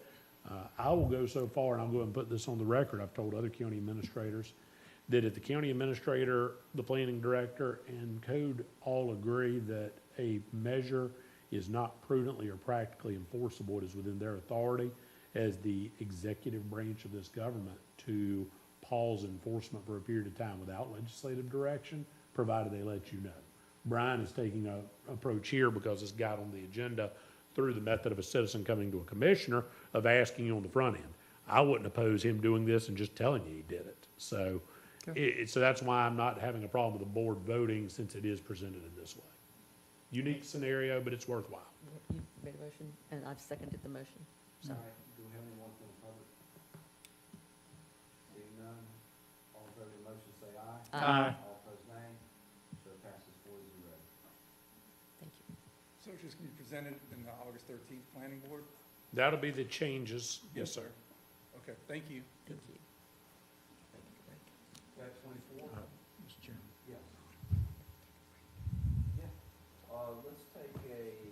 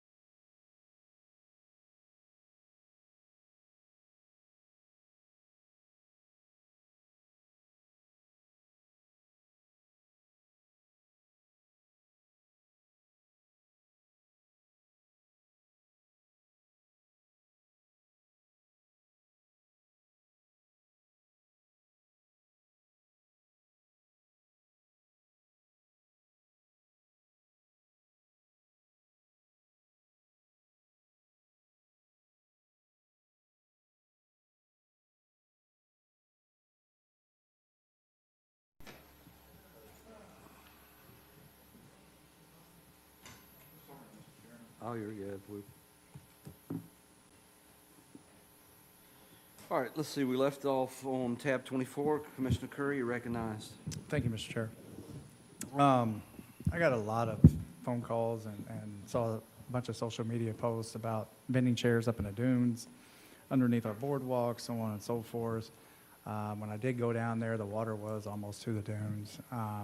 So my initial question was, I know it wasn't a state of emergency, but why couldn't we as a county put something into place that would be proactive if there's like maybe a named storm?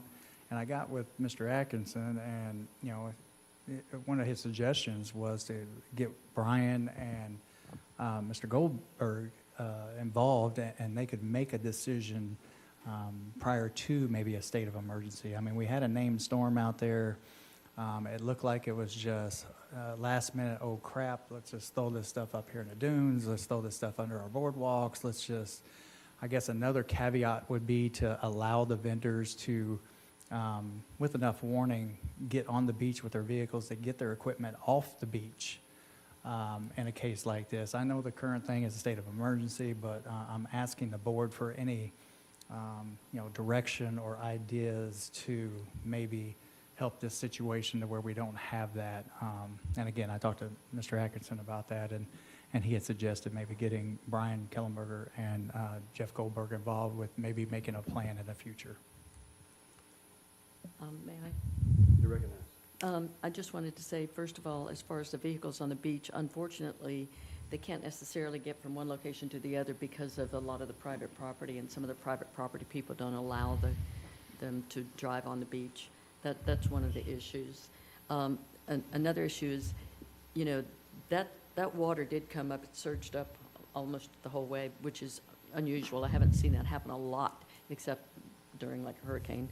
But what I did was I reached out to county admin and asked what the procedure was, and they gave me specific guidance on what was to take place, and I passed that on through social media.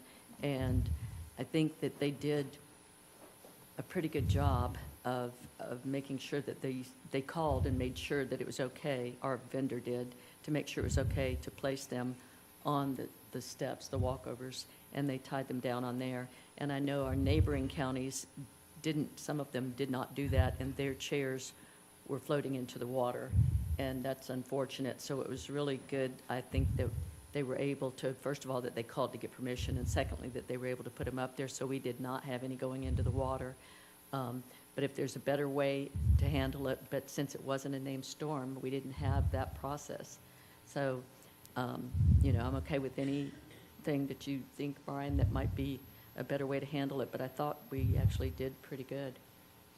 I think a lot of the questions was, throwing the equipment up into the dunes. I mean, I did go out there. It was neatly stacked underneath our boardwalks and all that stuff. I mean, it wasn't just like thrown under there. I get that portion.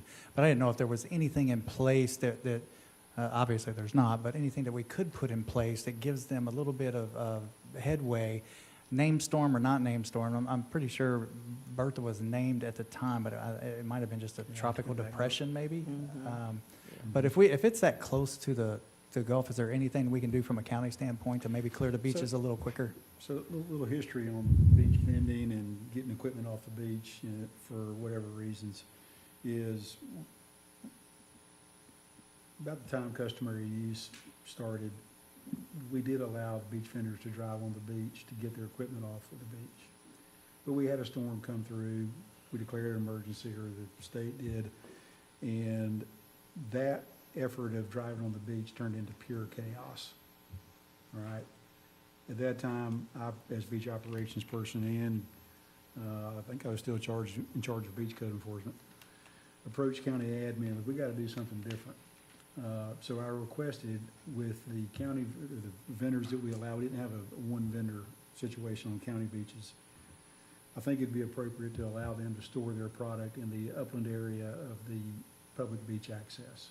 Because the real issue is the logistics of getting that amount of equipment off the beach and then back onto the beach. When we declare an emergency, the code says they have 24 hours. I would argue that's not enough time. If we did it 48 hours, we're probably gonna get a lot of pushback in that the storm's not here yet, and they have people that wanna use their product. The bigger issue, getting it back onto the beach, we would typically lag up to do storm assessments. But you know, when a storm comes through, it's clear the next day, people are back on the beach, once again, looking for product to be used. The issue of storing items in the dune, Florida statute addresses that. The section of the code that was cited by the FDEP field operations manager here is 161.035, and it primarily deals with what I consider permanent construction in the dunes, but it does have some verbiage about destroying of the dune grasses in the dune itself.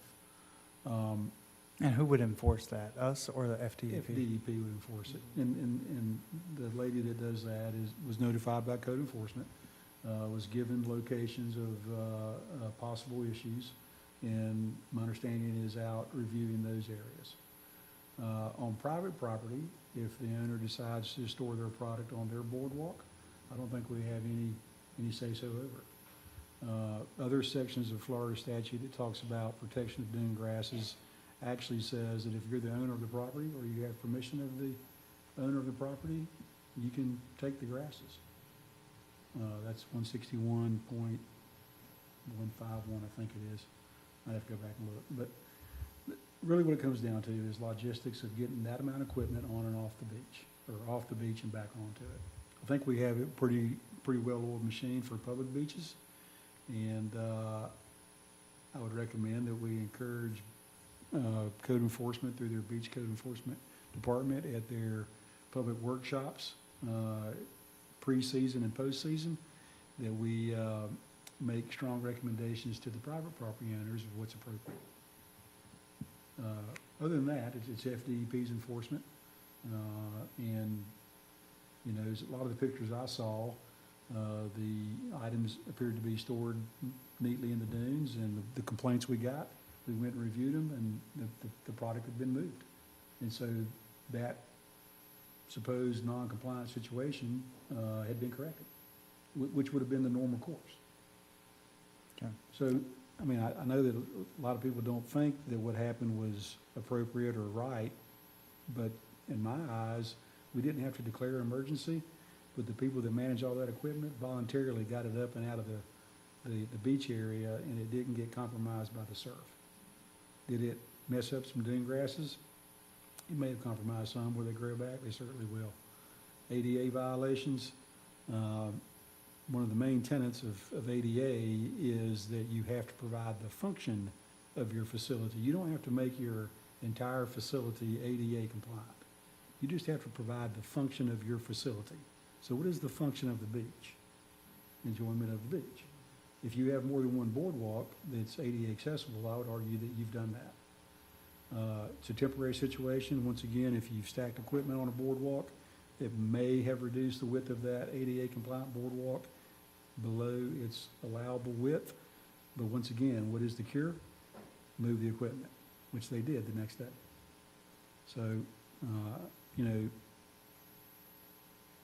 I think a lot of the angst about this particular issue was really at beach vending and not necessarily the management of beach vending equipment. Well, like I said, I mean, it was stacked very neatly, and I talked to Coastal when I was out there, and I told him it was very neatly placed underneath the docks. But then I got pictures of, you know, where there were some accesses blocked by beach chair vending. So folks aren't able, if they were ADA, couldn't get to, you know, that access was now not ADA accessible. But on private property. I think there was some on ours. Don't quote me. I mean, there were so many pictures sent to me, so I wasn't for sure. The ones that I checked personally did not have any chairs in the right of way of the beach accesses. But I only checked like 3 areas. Yeah. So I talked with Mr. Corman after this, as the pictures rolled in, and you know, explained to him that, you know, the way that I used to do it was we did it in the upland area, not on the boardwalks. Mr. Corman said, hey, it seems like something we can do in the future if we need to. You know, like I say, I think it's a doable, workable situation. You know, storms come in, and we just gotta deal with them when they come in. I just hate being at the hands of the state, when it, you know, with the state of emergency, if there was some way for the county to maybe be a little bit more proactive than Yeah, that? we have a provision for that. Okay. Emergency management, sheriff, Correct. and lifeguard, beach safety people. And do you guys get together on that? I'm asking for They the do. public. They do. They do? Yep. then And who besides- makes that final decision? It's a collaborative decision. Okay. You don't want one person making that decision. Thank you for the update, sir. Yep. 25, Chair? Yeah. Recognize. Well, let's see here. I just want to make sure that we are on the path for when we can hit the button on mobility fees, that we are ready. Can somebody give an update on where we're at, what it's going to consist of when we can push the button, and how that's going to affect if a storm comes in between that time? Does it reset? So can we get some? Per Senate Bill 180, because no relief was granted this year like we all hoped, it would have possibly had the retroactive effect taken away, because that bill did not pass. October 1, 2027 is the restriction on this that would catch our mobility fees. I know Mr. Shawn is issuing an RFP for certain study work that would address updating our rec fees, which we've been talking about. That same company could likely be tasked with addressing mobility fee revisions when that time comes.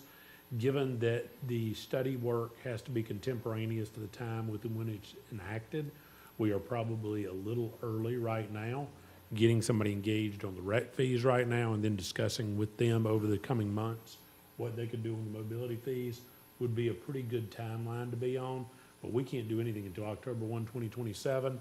A new named storm would reset the clock and extend it by at least 1 year, if not triggering a full new 3-year period. But we can have something tangible, written, ready now, or we can't? Or can we be You working on it now? We can have everything, listen, what you, in terms of an ordinance, you've got that right now. The problem is what the amount of the fee is. That's what you don't have. And that's what has to be contemporaneously done through real-time, present-day study data. So that, doing it today, as we sit here at the end of July 2026, more than 12 months out from when it would go into effect, would likely not pass muster. Okay. I Doing just want us to be something- ready. That's all I want to do. I don't want to have to hem-haul around and start from square one on October of 27. The ordinance can just be dusted off, updated on certain language. It's really what the fees are and how they're computed. This could be the big issue. So it would be pretty quick then, That's- when we're ready. That's exactly Assuming why the I asked study the goes question. quick, I know. yes. Yeah, yeah. All right, The holdup will not be on the ordinance document. all right. All right, just want to make sure. 26? I just wanted to get an update on where we're at with the, the Class 1 ordinance. Are we moving forward to that? Are we not? Because of SB 180, what are we? Same issue with SB 180. We have talked to DEP to make sure we wouldn't be stepping on any toes that exist there. So we have worked on a draft version of that about what we can do to regulate it to the extent we have that authority, and to then otherwise restrict certain areas of the county for Class 1 landfills. The moratorium window still remains in effect, unfortunately, for Senate Bill 180, so we're not able to touch that. But until October 1, 2027, we are not able to prohibit Class 1 landfills in areas where they would not have already been prohibited. So we're wide open to one. Coming into Anywhere that play. one could have been approved, or that already was on the books with DEP, and had previously been approved, yes. That's where we are and where we remain. That's all I got, Chair. Thank you. Commissioner Bible, anything? I'm good, thank you. Commissioner Johns, tab 27? Yes, yes, thank you. Mr. Mustachio, would you please come up to the podium? He would like to present us a proposal for the conservation easement for the protection of Eastern Lake. I'm sorry, do you want to go ahead? Thank you very much. Thank you. My name is Joe Mustachio, and thank you for your time this afternoon. Thank you. Back in February, this board entertained the recommendation of exploring a conservation easement for Eastern Lake, an approach that was not only supported by the board, but also was supported by general population around Eastern Lake and many others within the county as the best way to preserve our globally sensitive dune lake in its current state.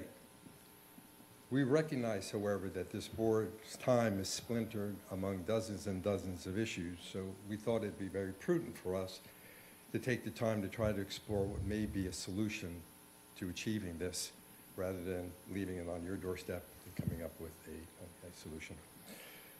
So we had many conversations with many different organizations, and in doing that, we found an organization that has well respected in organizing conservation land trusts.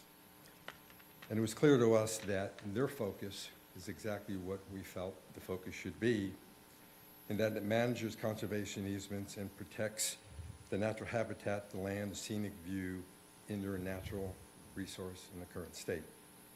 That organization is the Georgia-Alabama Land Trust.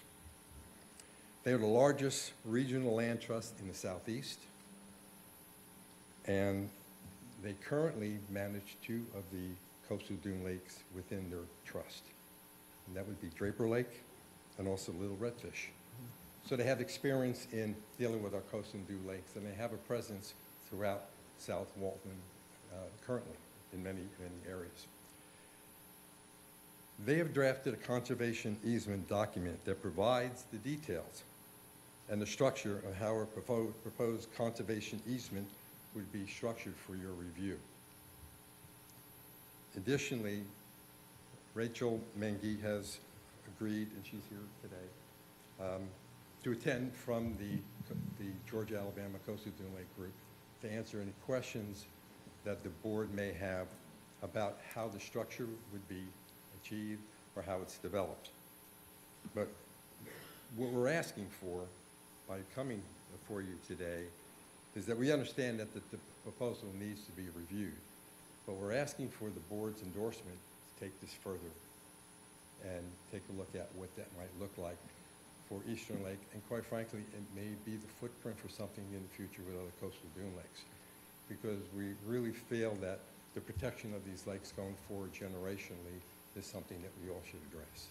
Would it be feasible for you guys to come visit with each commissioner on this? Say again, please? Would it be feasible for you guys to come visit each commissioner with this? I'm sure we could probably, She's shaking her head. would the board be okay if I asked Rachel? Absolutely. Rachel Mengi, Hi, Rachel. Conservation Project Manager at Georgia-Alabama Land Trust. It would be my pleasure. It's always a great day when I can be in Walton County, and we've protected about 1,200 acres in the county so far, and we'd love to keep it going.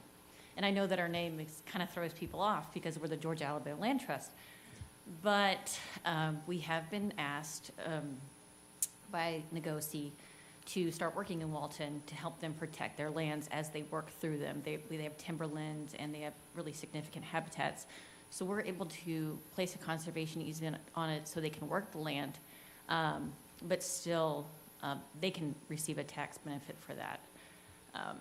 So we're happy to meet with anybody when it's convenient. I'd love to hear more. I think that would be great. You're right, the name it threw me off, because I thought, why are we going out of state, for that? But then I found out that, in fact, you are already doing it in Walton County successfully. And so, how long have you been doing business with Walton County? So we've been working in Walton County since 2021. Our first one was Draper, well, it could have been Negosi. But I think our second was Draper Lake, and that's the first one that I did. I've been with Land Trust for 9 years, and I handle all new incoming projects, and I do the baseline documentation reports, and then I write the conservation values. And this coastal dune lake ecosystem has significant environmental and ecological values, so we're very eager to protect it and kind of keep the thing going. It's beautiful, isn't it? It's remarkable. It is, it really is. Could that be direction, just to have, go around to each commissioner? Is that, I think Mr. Killenberger. Did you have something? The conservation easements at Draper Lake and Little Redfish Lake, how were those established? I mean, what was the purpose for establishing them, other than environmental concerns? So Draper Lake came to us by way of Nagosi. So Nagosi was, they wanted them to protect the land with them, but they wanted a separate entity to write the conservation easement. That's where we came in. We actually knew Dr. Mataresco, and our director did, and he proposed that to us. And our director was like, well, we don't really work in Florida, but we'll take a look at it. And it seemed like such a great opportunity, and our director happens to also love 30A. So we started then, and then the projects kept coming, and so we started working with REPI. Have you heard of this program? It protects the Air Force Base, the Eglin Air Force Base, the properties around it, to stop so much development around there so that they can... Encroachment? Exactly.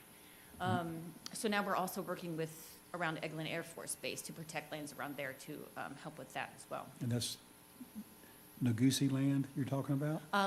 Have you heard of the Nagosi Plantation or the Nagosi Land? Yeah, I'm not familiar with it. Okay. What I'm saying is, that's the land around Eglin that you're, So they're able to purchase land almost annually, it seems like, and we're helping to protect, put the easements on there. So we go out there. and what was the relationship between Nagosi and Draper Lake subdivision?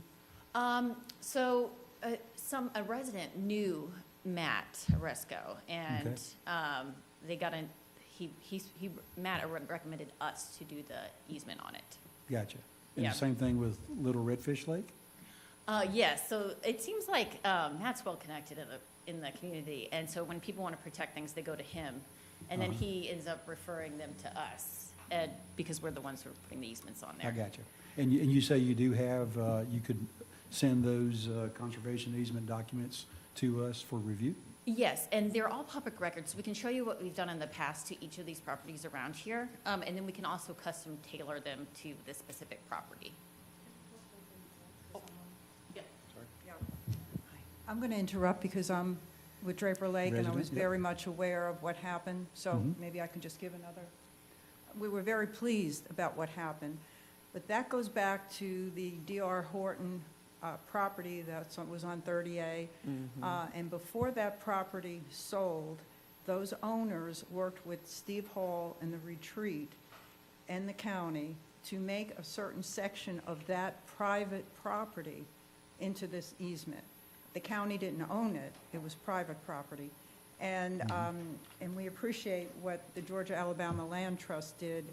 This was, again, the work of your organization, the Retreat, the people in the Retreat, that private owner of that company, but it was not the outfall.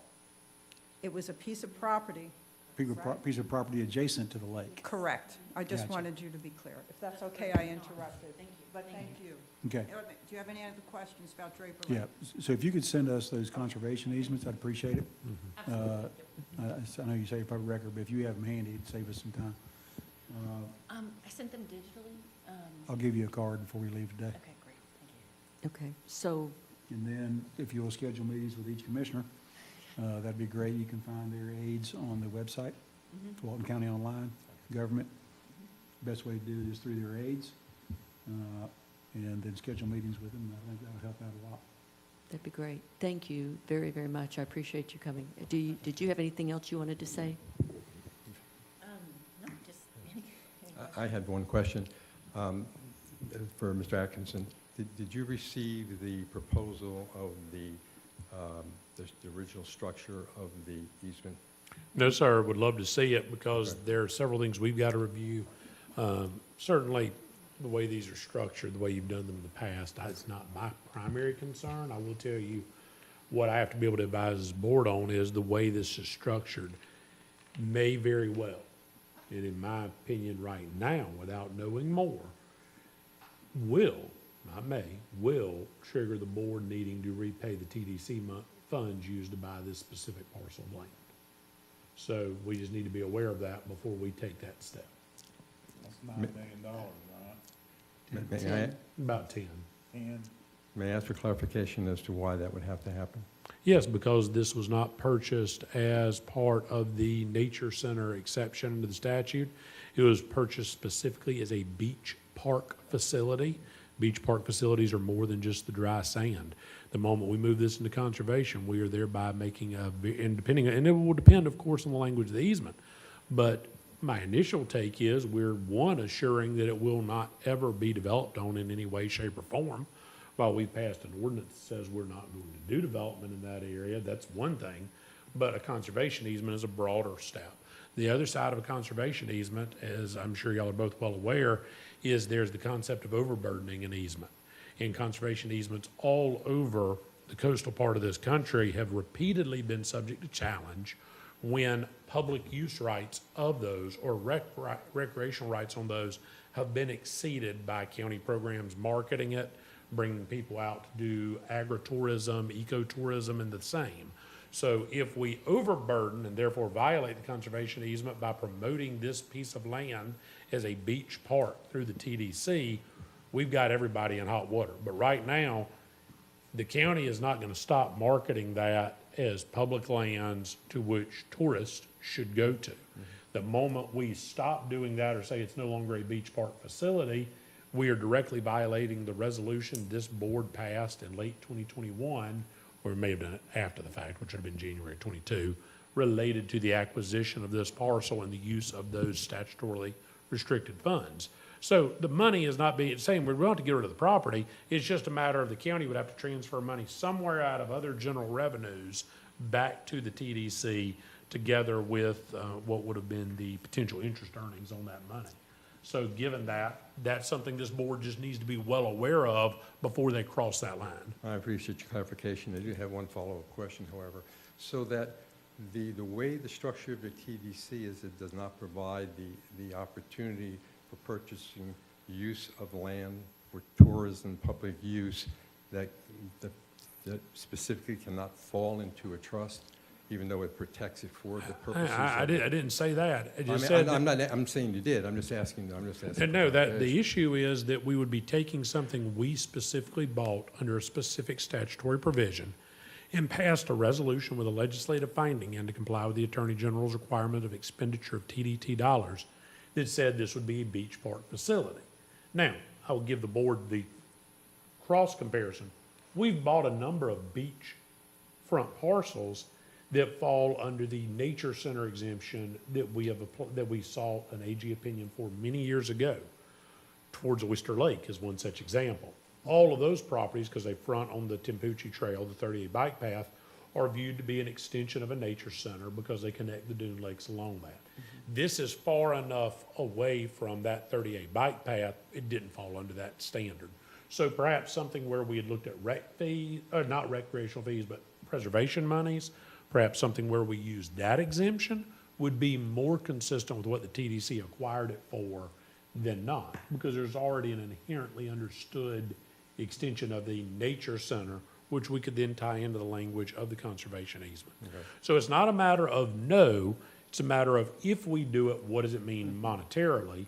Two, if we are able to do it, the wording of the conservation easement to avoid potential overburdening challenges in the future.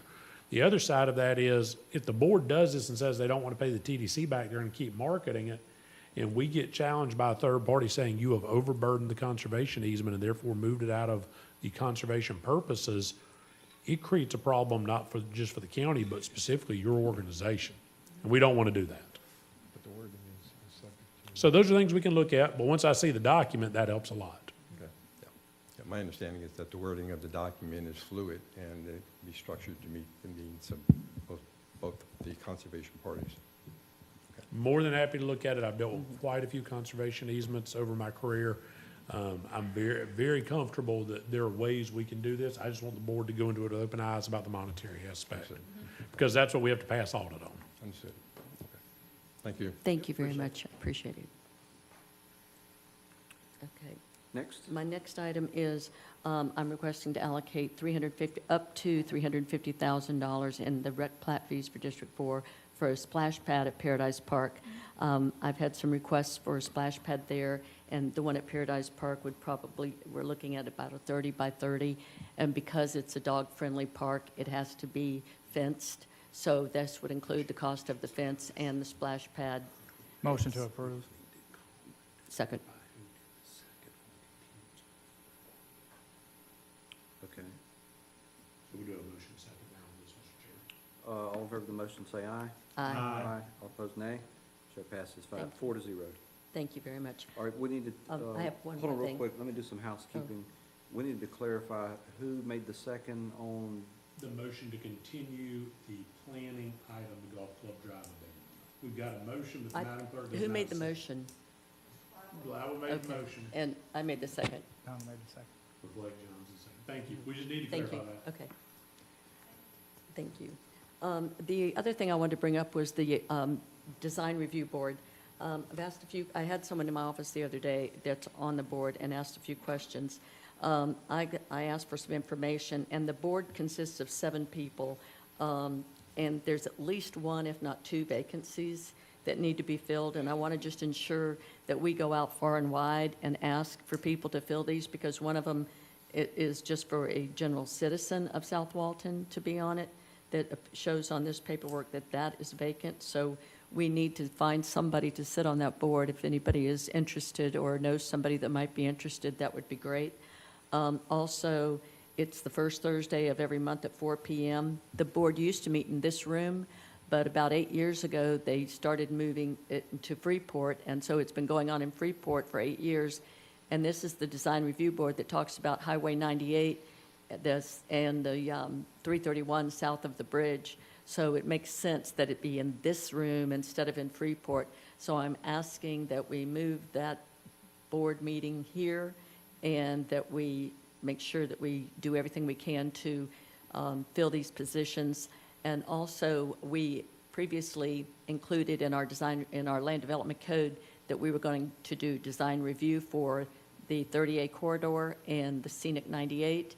And so we need to make decisions on whether or not we're going to have a second board, or if we're going to have additional people for this board, and they can just rotate as needed.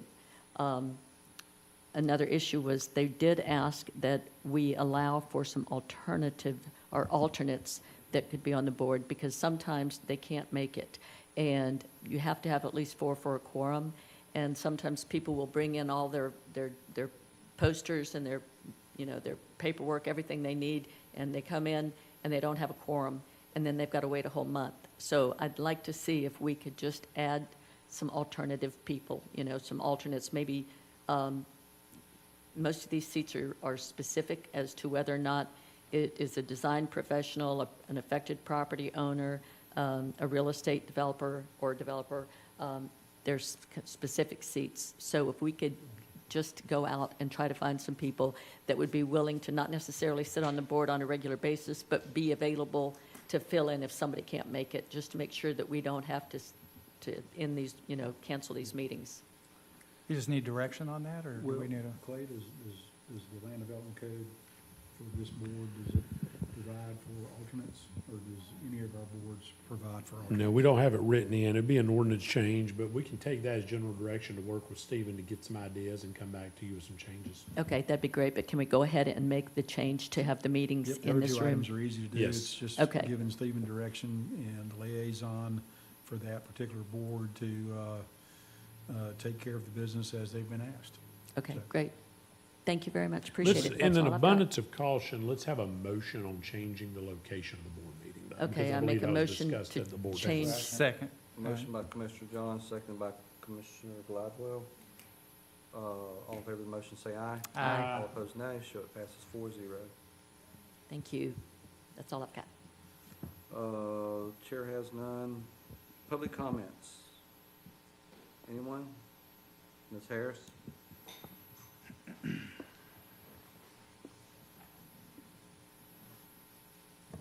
Clay, many years ago, I asked you if a board member was an employee or not, and that was, you didn't understand why I was asking it. But I do understand from the last meeting or the meeting before that an employee is, a board member is not an employee, and that's what you stated was the rules about the tuition. Is that correct? My statement's not about whether the member is an employee, it's that it is my interpretation of our current policy that because it reads employees of the board, you cannot be on the board an employee, and so a commissioner would not now be eligible to receive tuition reimbursement under the way our policy is written. Okay, when does this policy become in effect? I believe the most recent version of it is 2021, but I But don't the remember that. I policy- know it has been very much the same going back prior to my time here. Okay, so the policy has read the same, because the old policy I have that I dug up said the exact same thing back from years ago when I asked you. It also states how many hours you have to take in a semester. Is that correct? I believe it, that's correct. I'll defer to Mr. Franksman, but I do believe that's accurate. So if a board member took tuition money back when this policy was written, that states the same thing it states today, would that be legal for them to do again today? Are you asking whether a county commissioner can enroll to have their tuition reimbursed today? If so, that answer is, in my opinion, no, and I would advise against it. Could they have enrolled in it, depending on what it says to? If it said back then, 8 years ago, 10 years ago, what it says today, and a commissioner enrolled in it and took the money from our county, would he be liable to pay it back? I'm going to defer that to the Commission on Ethics or the Attorney General's office. I wasn't the county attorney at that time. I would assume that if a commissioner enrolled in it, they went through the county administrator and the county attorney at the time.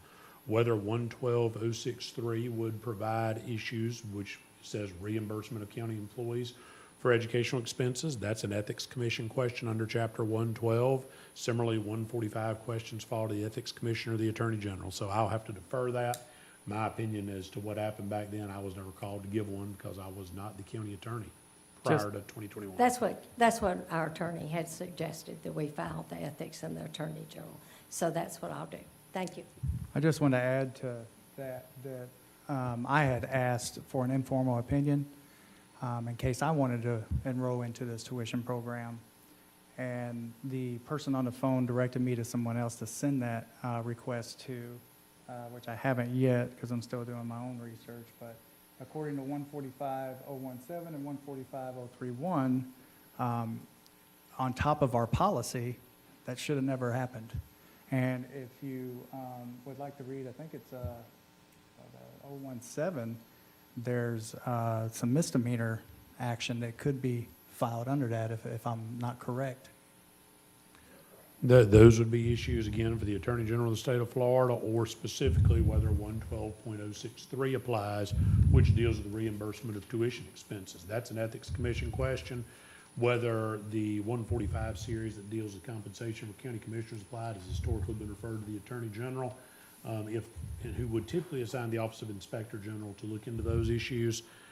I'll defer to anybody who wants to go to those issues. I can tell you my position today, for a litany of reasons, is that our current policy should not be utilized by county commissioners at this point in time. If the board desires to change that, because a commissioner up here would like to take advantage of that, then that is something we would want to look at, whether this becomes something that is permissible under 112.063, or whether the compensation would be deemed compensation of the office as opposed to personal income, which is what 145 talks about when monies are received in addition to your commissioner's salary.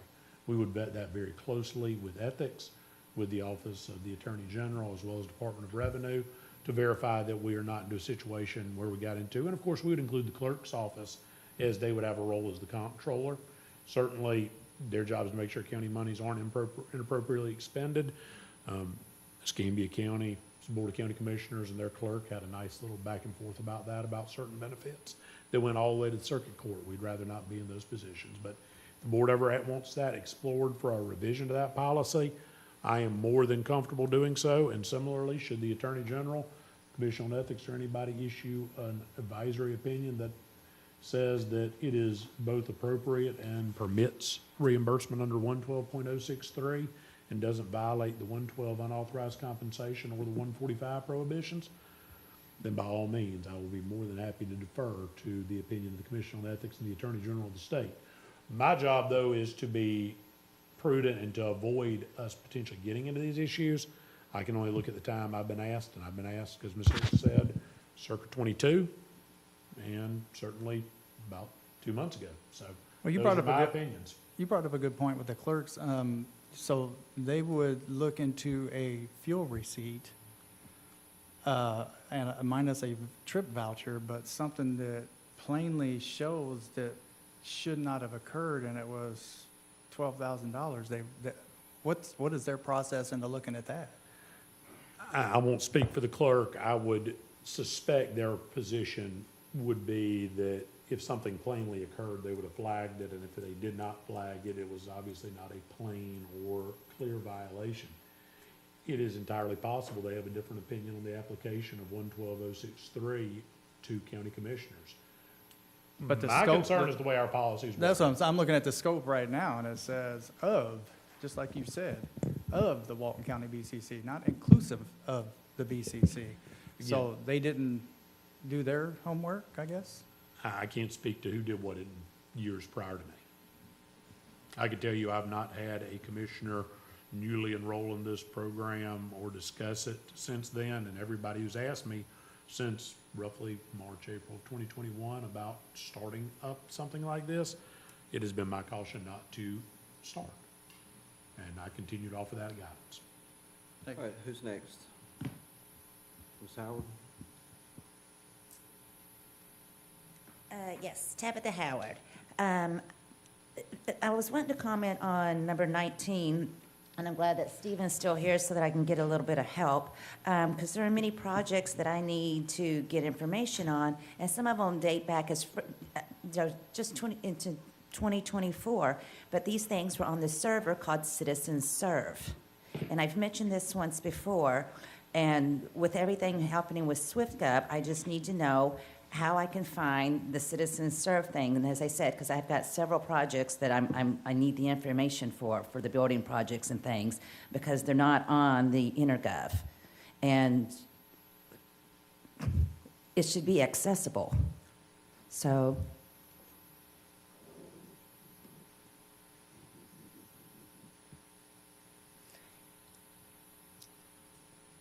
because these are some of the projects in Sandestin that I need the information for that was accessible to me, but now it's all gone. It's like all vanished and disappeared. So, let me make sure that everybody can hear. So Citizen Serve is still active. You can actually still go in and create a residential or a non-public or a non-county account, as far as I understand. It's not working for you? No. Okay. Well, then we'll have to work on that together. My understanding is you can still do that. It's still an active company. We still have accounts with them, so.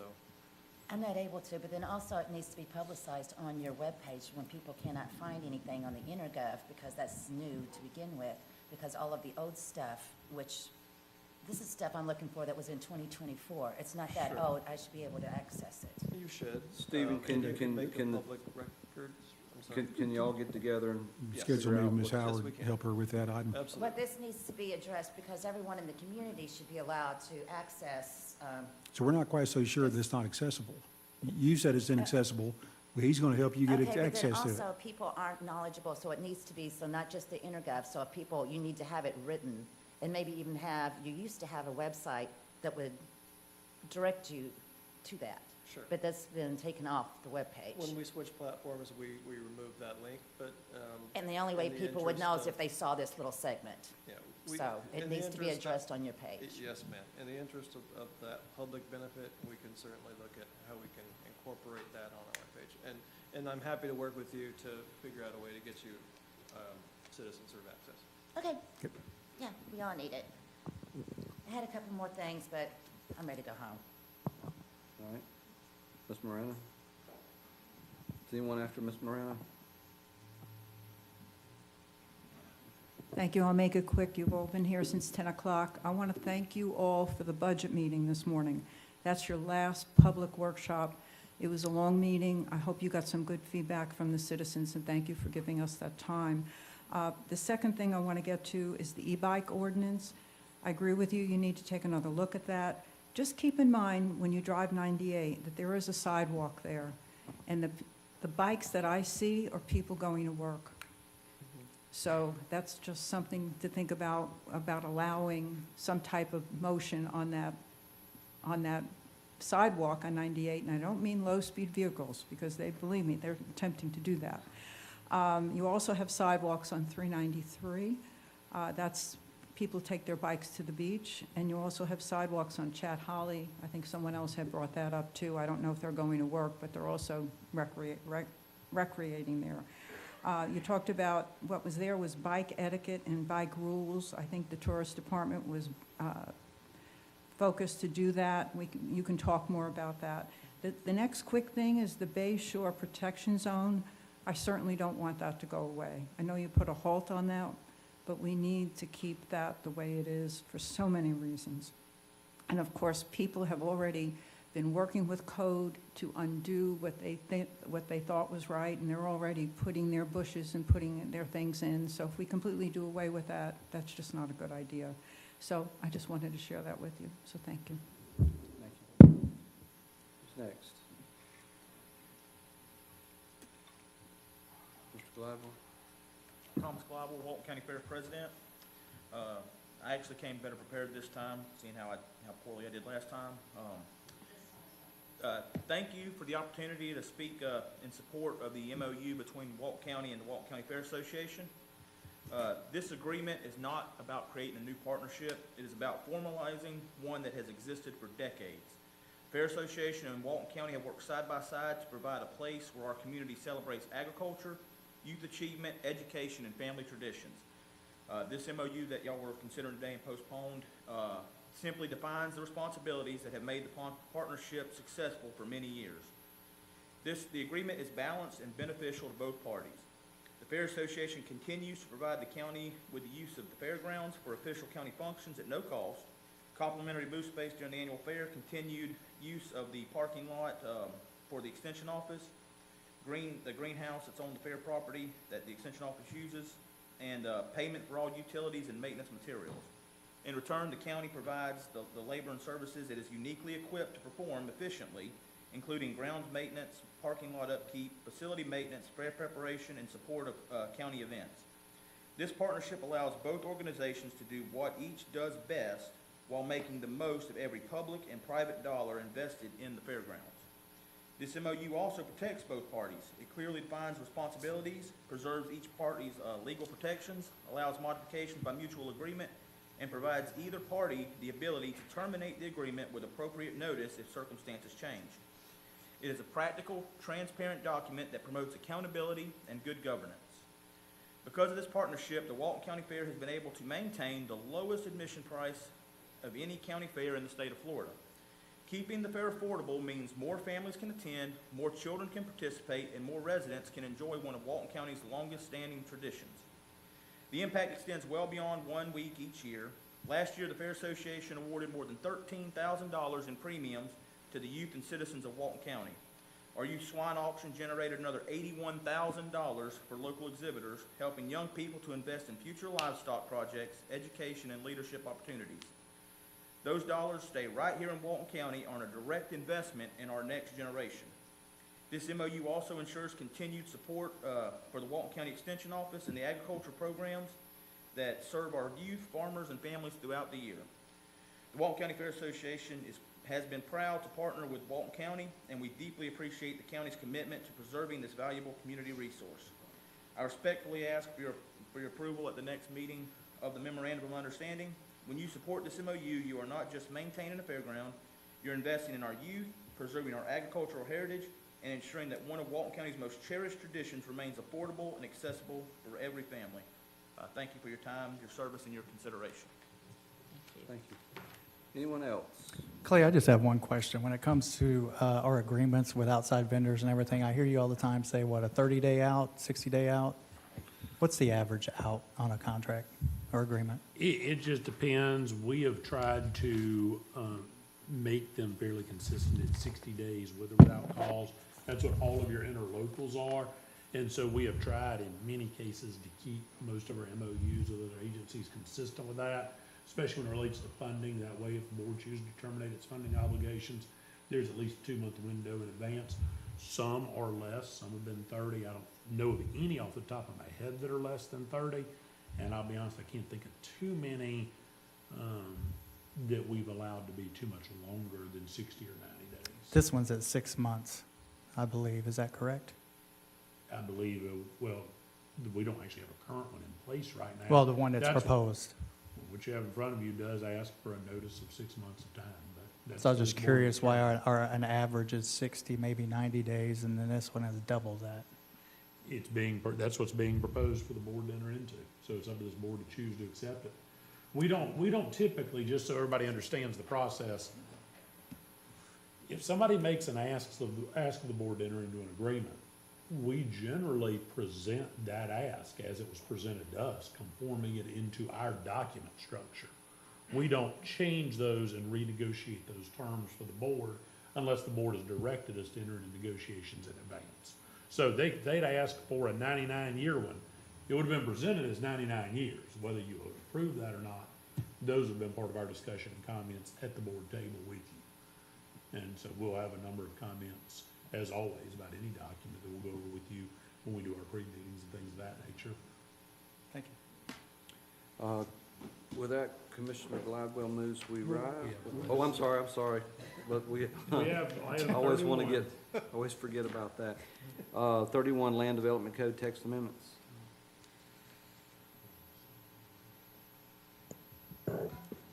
It's awful big book, Stephen.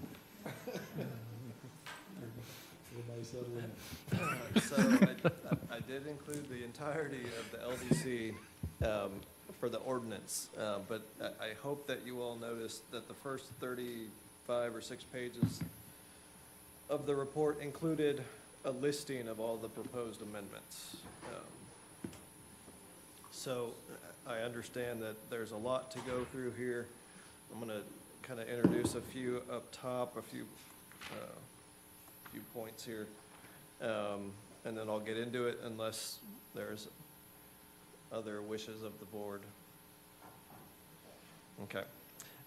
So this has gone through a number of workshops, 2 or 3 just based on this particular vehicle here. Many of these changes have been around on my desk in one form or another for close to 2.5, 3 years. They were put off for one reason or another. Most recently, it was just SB 180 was kind of the big ticket hurdle. But what I've presented to you today takes into consideration SB 180. It highlights and provides, you'll see in the farthest left column, I've put some SB 180 concern to, again, kind of signify where we probably need to pay some attention to that, and hopefully Clay will chime in when he thinks that is appropriate. One other item, this did go in front of the Planning Commission. The Planning Commission did vote to recommend approval with one condition, and then we'll go over that condition when we get to that section in the proposed amendments. What I intend to do here is to kind of go through this, not necessarily line by line, but anything that doesn't really include a spelling or grammatical error, I will touch on. Some of these are certainly more important than others. And then please feel free to stop me at any point to talk about any proposed change. And before you start, Mr. Schoen, either Mr. Richards or Ms. White's going to be out here with y'all for the remainder of the meeting because I have a 5 o'clock meeting in the north end. However, I just want to touch on 180 real quick. I think we already talked about it earlier. I've gone through this. There's nothing flagged in this document that I would say should not have been flagged. Anything flagged for 180 concern, I agree, is a concern. Some much more so than others. There are a few things that have not been flagged in this document that I believe present a 180 concern in application. Not the way it's worded, but it could be applied in a way that could subject us to that.